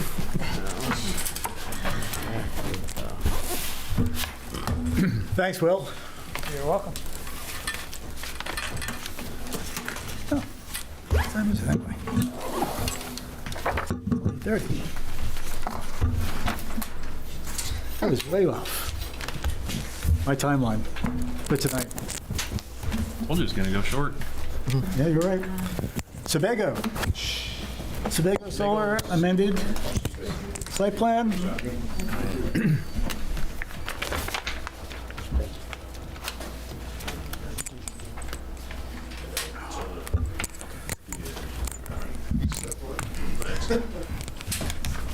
Evening. Good evening.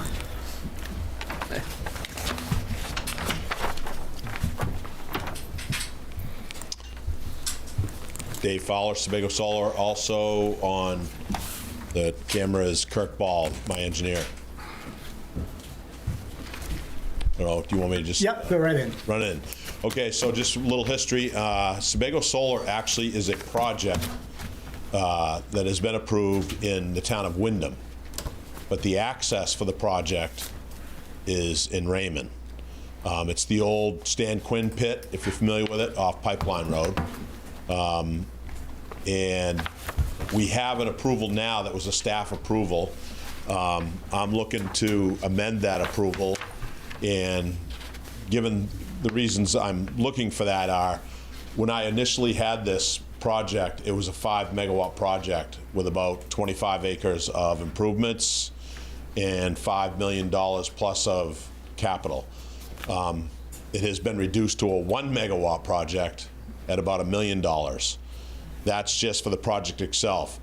The improvements that that are part of the Raymond, just the Raymond improvements to what they wanted to Pipeline Road and Macy Drive are well over $250,000. I just can't support it.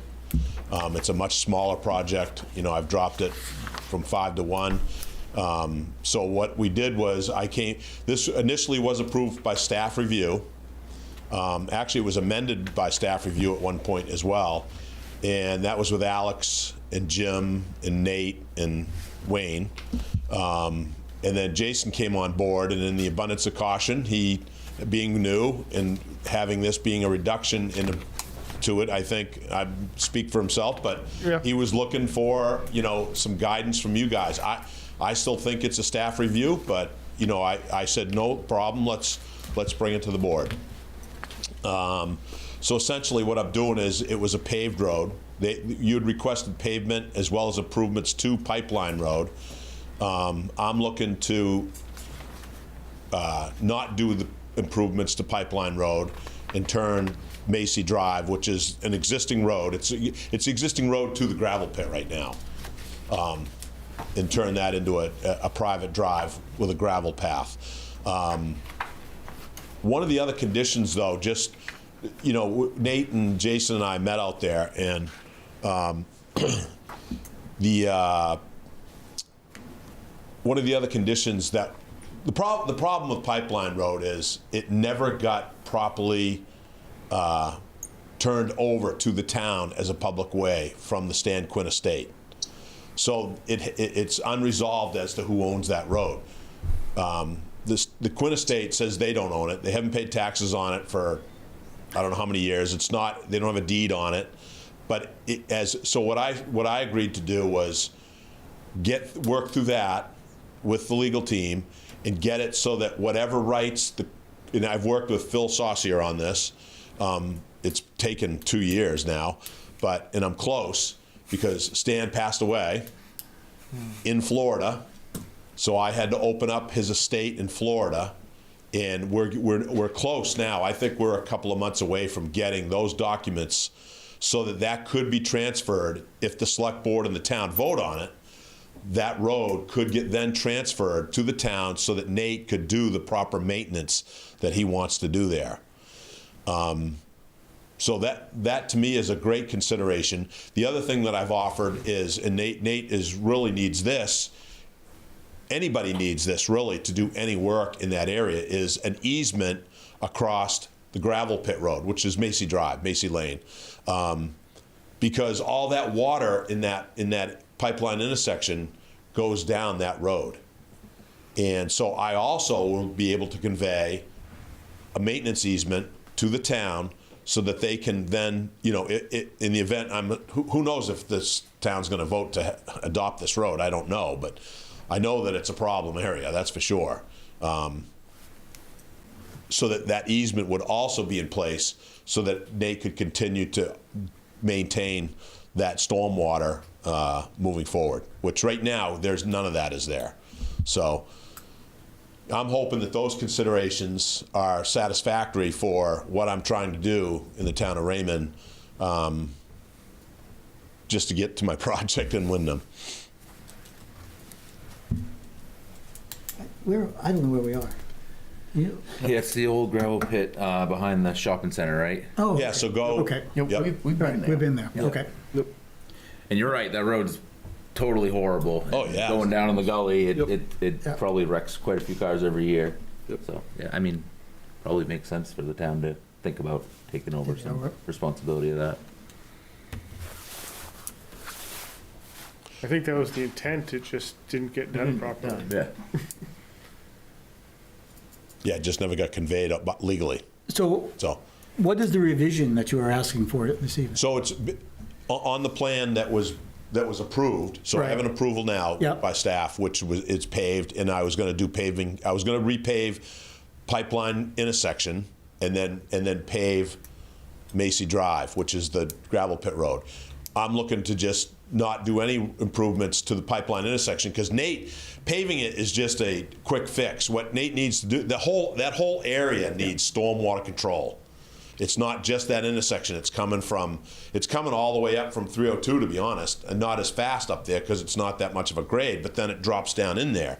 And it's coming from 4 different directions. It's coming from Wyndham. It's coming from it's a 4-way intersection. So Nate's looked at it and he's agreed he needs to put stormwater in there. So to pave it is just, I mean, it would be a quick fix for a period of time, but it's not going to last. So I'm still not confused. So what are you asking us to do? I'm asking for an amendment to not do the paving. Oh, not pave. That's it. Okay. Since it's going to be the town's responsibility. Yeah. Yep. Pave it. Well, and I think on the condition of approval too, it had mentioned that the applicant was responsible for the paying. And I guess this is probably what the piece of it you're talking about. Was it responsible for paying for those improvements? But since it'll be conveyed to the town, that would be passed on to Nate for the intersection at least, you would still be doing Maisie Drive as the gravel road. Exactly. The profile that you have is the same profile without pavement. Correct. And I would still be responsible for that, those improvements. So Nate's gonna get the stormwater improvements he needs below the intersection. Right. Where all the water's gonna go.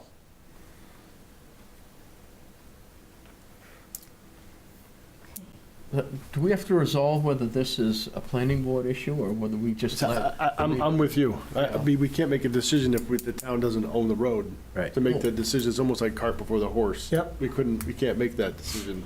If the Well, I guess town my question is, manages the road. is this a staff approval? Is this still remain a staff approval that they can go back to staff for approval? What? Well, my question is this coming up to a deadline that needs to have a decision now? Or if you're thinking in a couple months' time, there's gonna be some resolution here? Well, I don't see that. That resolution's probably next year on a town meeting, isn't it? Oh, okay. Yeah, no, I've definitely got, I've got deadlines here for sure. I've been at this for 2 years.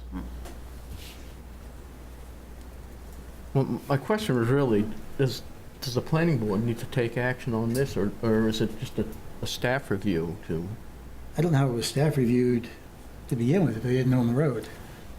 I mean, I don't know if anybody knew who owned the road at that time. Stan was still alive at the time. So I don't know. That was three and a half years ago. So I wasn't involved in any of that. Yeah, so I guess it's the determination you as a board can make tonight is if this is something you want to keep or if you want to bump it back down to staff level review and keep it there kind of thing. So it's essentially removing the condition of approval from the original? Yeah, it'd be the two, one for the applicant being responsible for the cost of improving the intersection, and then the condition for the pavement of Maisie Drive past, was it the second driveway extension? Yep. So. Yep. How many feet total was proposed to be paved? Do you remember? Well, it's more square footage because it's going in 4 different directions. I don't know, Kirk, do you know the? Because you were taking care of the hills and then the straight through? Yep. Okay. So it's 600 feet. Yep. Maybe more. I don't know if Kirk's allowed to speak or not.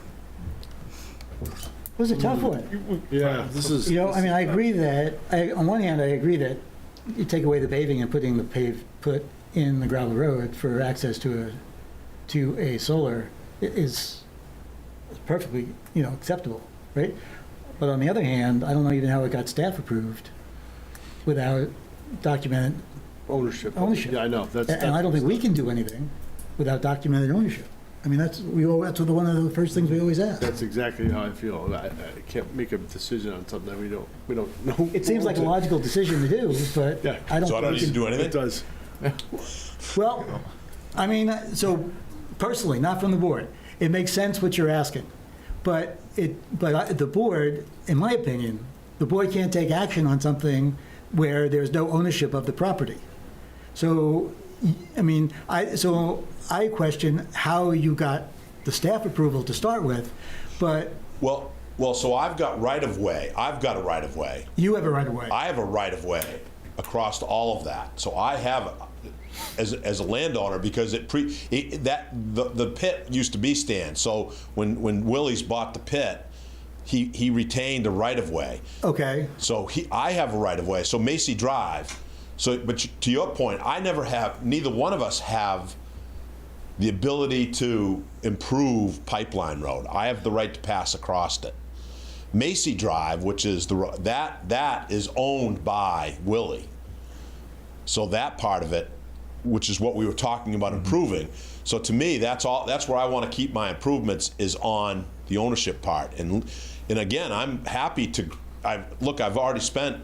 I think I've spent almost $50,000 in legal fees trying to get that deed to the town as part of the condition of approval to get this thing moving. So I'm willing to see that through regardless, but. So if he already has access to this land, and then you're really just asking to eliminate the pavement anyway, and the project's already been approved, you already have the right of way, I guess, yeah, what does planning board have to do with making that? And it can't be. I would kick it back to staff. Right. I mean, let Phil and you deal with it. Yeah, I mean, it's tricky because you look at our town road listings and it says it's a public road, but clearly there's that section of road. It's not all of Pipeline; it's just that intersection. Right. Yeah. Right. And I think in your original approval, it said you would take possession of that road. So obviously, they knew that somebody else had the road or that section, and part of his condition was getting that, and then those other improvements. Because it was assumed that he would take ownership of that. Right. Right. Exactly. Okay. Right. So, At the same time, 3 roads come into that intersection, right? So if he was to take ownership of just that lower intersection, but all 3 roads come into it, so then he's responsible for the plowing. No, Yeah, I'm not taking any ownership. No, Right. part of that approval was you were going to get it and then transfer it to the town. That was always part of the. Well, it was going to approval. be provided to the town to decide, because the town needs to decide whether they want to take acceptance of it. That's a whole Right. different ballgame. The select board, Right. I said I would get at least the documents in line, Right. And provided to you to consider it. Whether you do or don't, that was a whole different thing. But I would at least, I figured out the legal mess. It took quite a while too. And actually Jason was help on that because my daycare. Yeah, daycare. Her dad was Stan.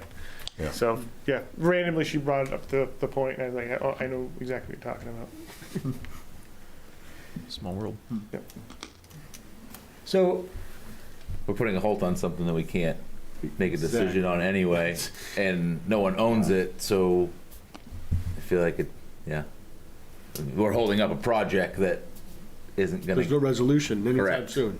That's the frustrating. Like there isn't a resolution to it. Right. Right. It's hard to get the steps because the select board to accept the road. Yeah, right. And it's Right. everything's out of sequence. Yes. But there is no sequence. Because in the beginning there was no oversight in the assumption that the road would be taken over and then handed over Right. to the, so that was if this then this, and if this never happened. but how can you have a Well, I was Then you getting don't my, have to pave it. Then how can you have a right of way over a road that nobody knows, over a section of the road that nobody knows who owns it? How did you get a right of way over? because that easement pre-exists any conveyance. It was still in the Stanley Quinn estate when, I mean, it was still Stanley. Stanley conveyed an easement before that thing ever got abandoned or whatever happened. Right. I mean, I think literally the point was it was supposed to be conveyed to the town. It just, whether it was, I'd have to ask my attorney exactly what transpired to why that section of road wasn't part of the whole deal. I don't know. It was probably when Stan was dividing land up at some point. There was just a mistake in a deed description type of thing. Exactly. Something as simple as that. They went 50 feet not far enough, and it didn't include that part of the right of way. And I mean, there are lots of easements. Have you been talking to Phil? The Poland pipeline goes right through there. a little bit, and I got a call tomorrow, so I can maybe piggyback those two. The thing that makes the most sense though is for the town to take over that intersection, no matter which direction he goes, right? So I mean, it sounds like that should be the play no matter what. And either way, he has access to it, whether it's town-owned or like it is now, so. I mean, Nate has plans to pave pipeline already. Right. And he's put it off a year to hopefully get this resolved so that he doesn't have to stop paving here, then start paving here. Or when he plows the road, he has to stop here, go all the way around and stop, and then he can't plow the intersection, just the intersection. Right. So,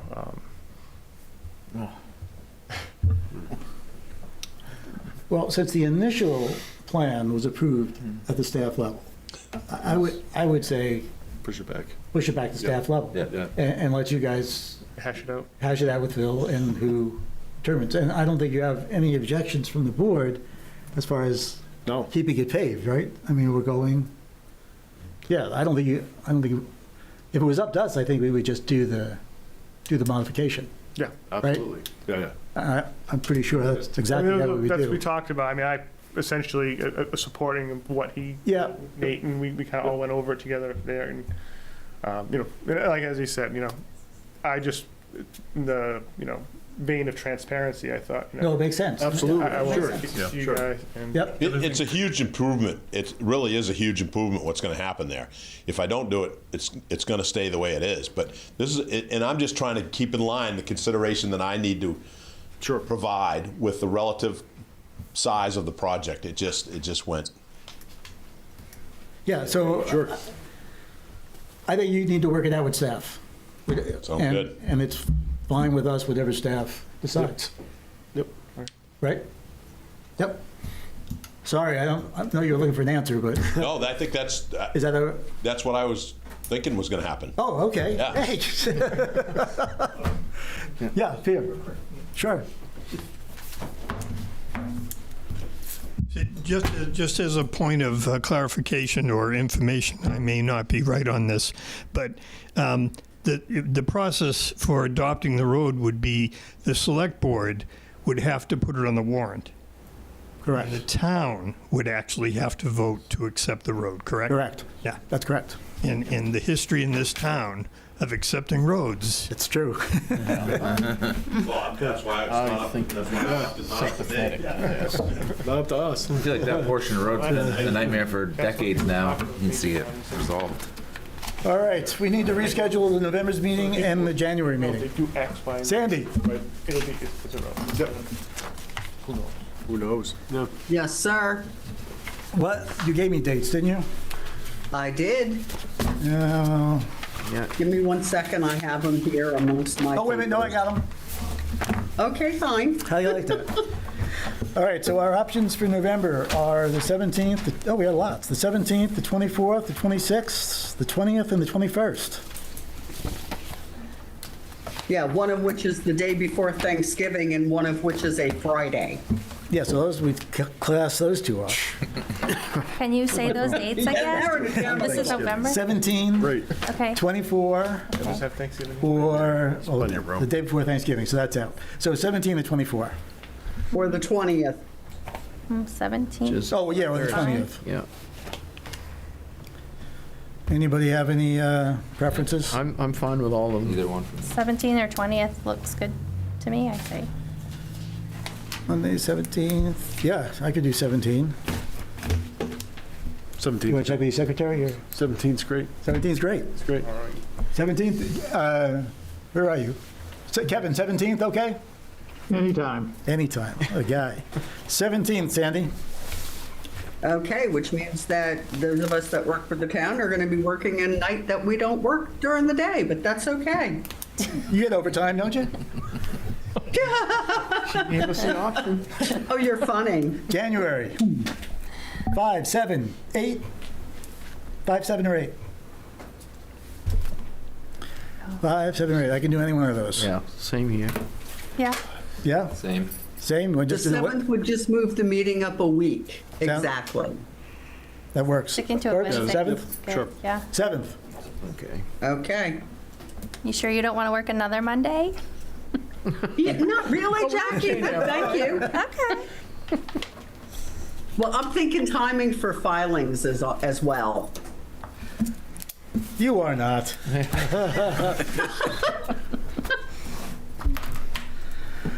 All right. Thank you. Thank you. Thanks, Sandy. You're Okay. welcome. Actually, we are. Good thing I didn't take that bet. Right? Banquet halls. Oh, no. Yeah, you thought you were leaving, didn't you? Banquet halls.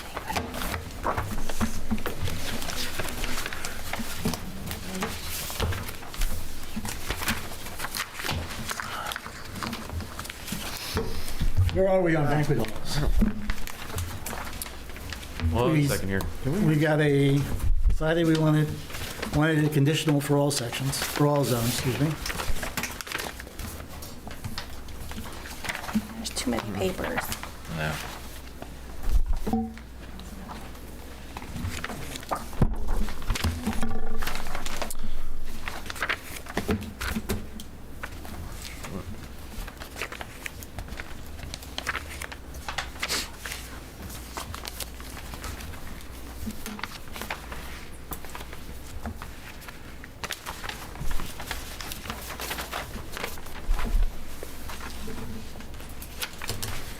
We need to throw parking in there, I think.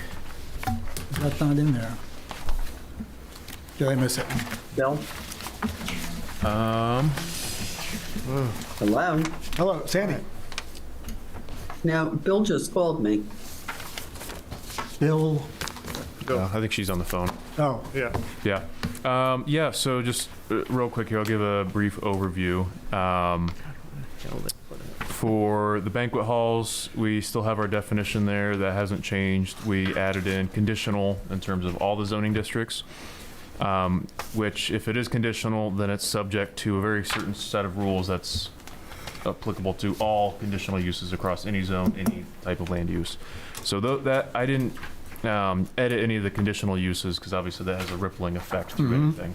So another thing, like I bring up solar as an example because solar, we added a section to our minimum requirements section where if we wanted additional standards specifically for solar, that was the appropriate place to put them instead of in the conditional use section. So that's something that we could add specifically for banquet halls if we wanted to add parking or timing restrictions. Like I know a common one is events must be shut off past 10 p.m. Those kind of standards would be more appropriate in a separate minimum requirements section. So really, I think for reference, I put in the conditional use section within our ordinance, and then tonight, if there's any additional standards that you feel are missing or would like to place on them, I'm here to listen and then craft something up for you. Okay. On-site parking? That's absolutely one. I could look for some similar aligning uses within our existing ordinance to see what might be appropriate, and then also do some research as well with other ordinances to see what they have. Okay. Hours of operation? It's up to you guys. What do you think, 10, 11? What quiet hours in town? That's what I would see it align with. Yeah. Whatever that is. I'm not even sure what that I'm not is. sure either. You know, are there Do any? you know what quiet Industrial, hours like- are? Is it 11 p.m.? When can you turn your neighbor in? For like I construction. mean, if there is, then it needs to align with that. It can't be different. There's nothing in our ordinance about it, so. It wouldn't be ordinance, it would be it wouldn't be one of our ordinances, but it might be, is it a state rule? I mean, when There's a can you state actually? noise Well, I know, like Portland, they won't shoot off fireworks past 10 o'clock at the Sea Dogs games. I know it's 10 o'clock. So 10 o'clock must be, But I think that's in there, that's Portland's Theirs. ordinance. Yeah, and that's for obviously zoning, because you're kind of like right there on the cusp of a whole bunch of apartments and then Right, commercial everything. right. Yep. okay, so step one is to find out if in fact the state has rules on time. Yeah, I still think we would need to adopt something like even if we reference state statute, they don't want the liability. They're No. going to want you guys to actually Right. adopt something. But step two would find out if But we in fact, of a town, have some sort of time restriction for Yeah, noise. and would you want it to be separate from like construction related activities? Because I know sometimes those have like 6 a.m. to 6 p.m. or that kind of thing. Yeah, I don't think so. I think we should be more consistent. So, Okay. yeah. Whatever those hours are. I mean, commercial zones often have a little bit more leeway. I don't know if that matters, because it's a commercial zone. That's a good point. And would that be part of the condition in a commercial zone? Yeah. Right? Right. That would be part of, yeah. Yeah, I mean that would be like when we add a noise or limitation on events kind of standard, we could add like a little Right. sub note on there too, like I mean, unless zoned in commercial, industrial, Right. Mhm. subject to this criteria instead.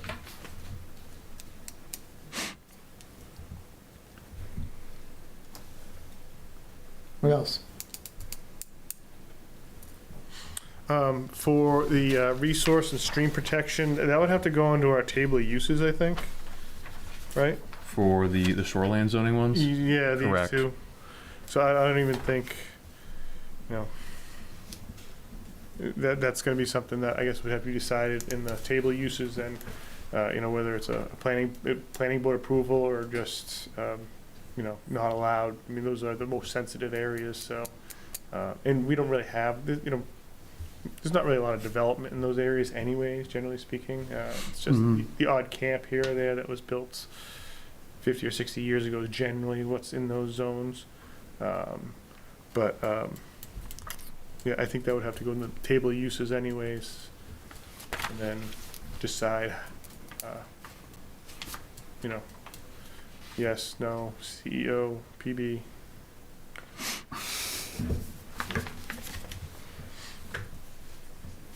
Sorry, I didn't catch that sooner. No, yeah, and I think the other important note too is if we're adding anything to the shoreland zoning ordinance too, the state's going to want to review that as well. Yep. So it does add an extra layer. So if we removed those specific zoning districts, those last four, to just say prohibited, that would be a lot less involvement. Yeah, I have no problems with removing them from resource and stream, that's for sure. I mean, I don't think,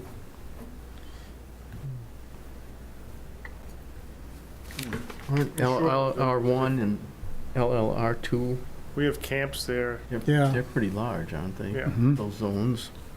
Yeah, what's the acreage minimum in those, or? Well, 2 or 3, depending if it's LR 1 or 2. It's good size. So, yeah. Why don't we remove them though out of resource protection and stream protected districts? Okay. Anybody with problems with that? I think it makes sense.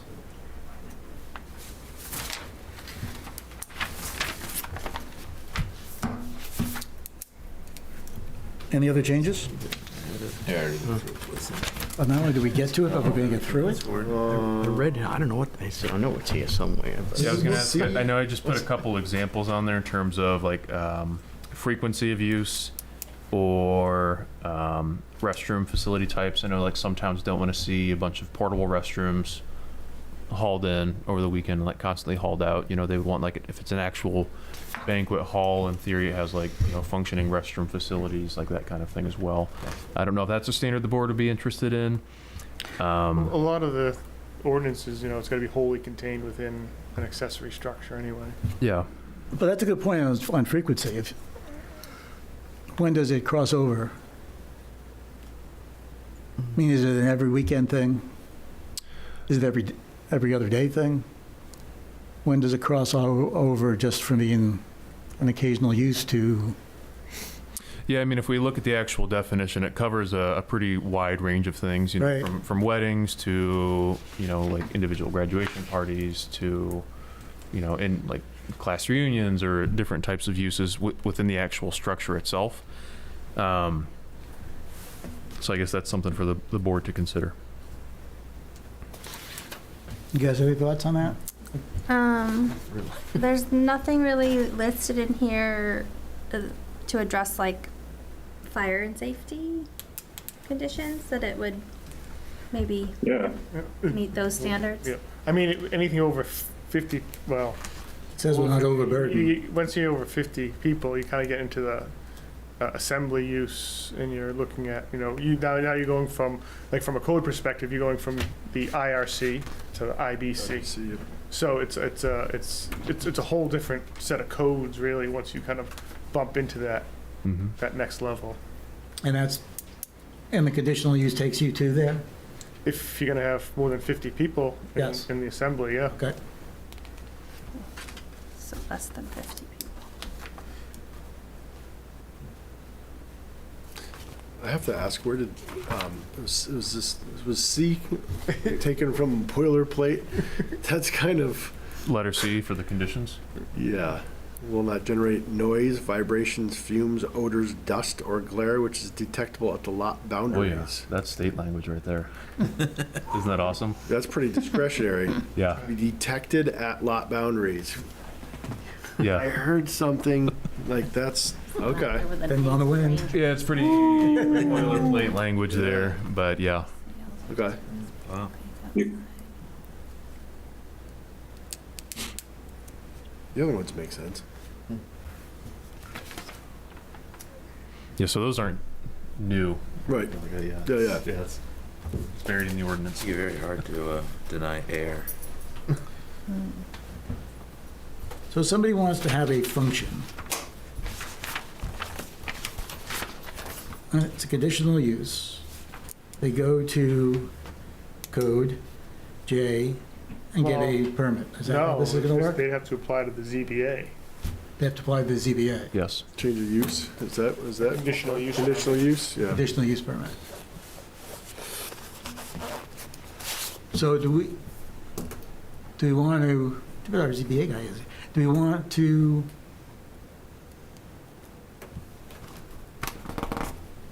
I'm thinking is it something that's going to be an every week type thing? Or do we address it differently if it's an every week type event? I think you have as to it is assume. an every it month would be. type of thing? You know, so it's a conditional permit, but you can only do it once a month? Right, is there a threshold? Is there a threshold, what's- right. What is that? Yeah, what is that threshold? Right. From every day to once a year? You know?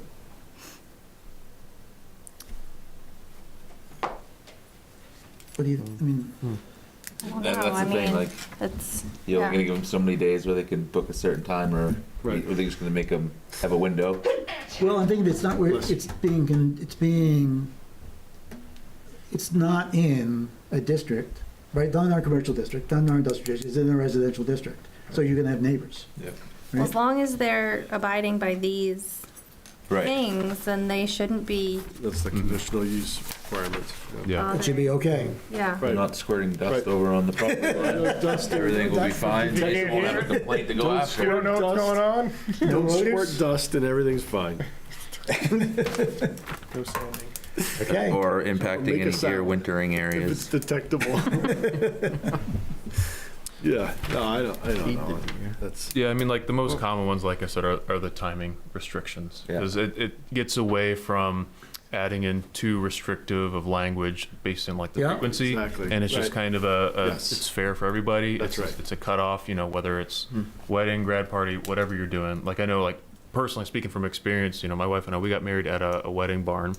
And they had to go before the board and agree to all these timing restrictions. And, you know, they were very upfront and honest about it. And, you know, because they cared about the community and they cared about their neighbors and wanted to be respectful. And, you know, so they did it the right way. And I think that's, you know, hopefully what we're trying to encourage through there is if there are these uses, it's a very clear set of rules that, you know, are easily enforceable. You know, if we do get into any issues, you know, compliance issues, but again, it's just really offering clarity here. I agree. Everybody okay? Draft, send it to Phil. You got it. Send it to Phil. Phil's gonna be busy. All right. So let's see, marijuana, we're still on the table? There's nothing we can Marijuana's on really, the table. I know you have it there, but there's not really. Yeah, I think Vern's coming, is it October? Is that when he might be available? That's right, yep. Okay. So we'll just hold I that. have one question about that, though. Yeah. It mentions, I mean, there seems to be conflicting things. We say that we want the sun cultivated stuff to be inside. of- Enclosed, yep. Enclosed. Just an enclosure. It's more, it Inside, has to be yeah. screened, it has to be kind of secured. Okay, it doesn't have So, to be a covered More like an building. animal enclosure. And that's a state law, I believe, isn't it? Yes. Yeah. Okay, because the woman Yeah, in you're it thinking talked like a full-blown Yeah. nursery. Yeah, enclosed, okay. No, okay. Yeah, no, it has to be There's two locked and options. contained.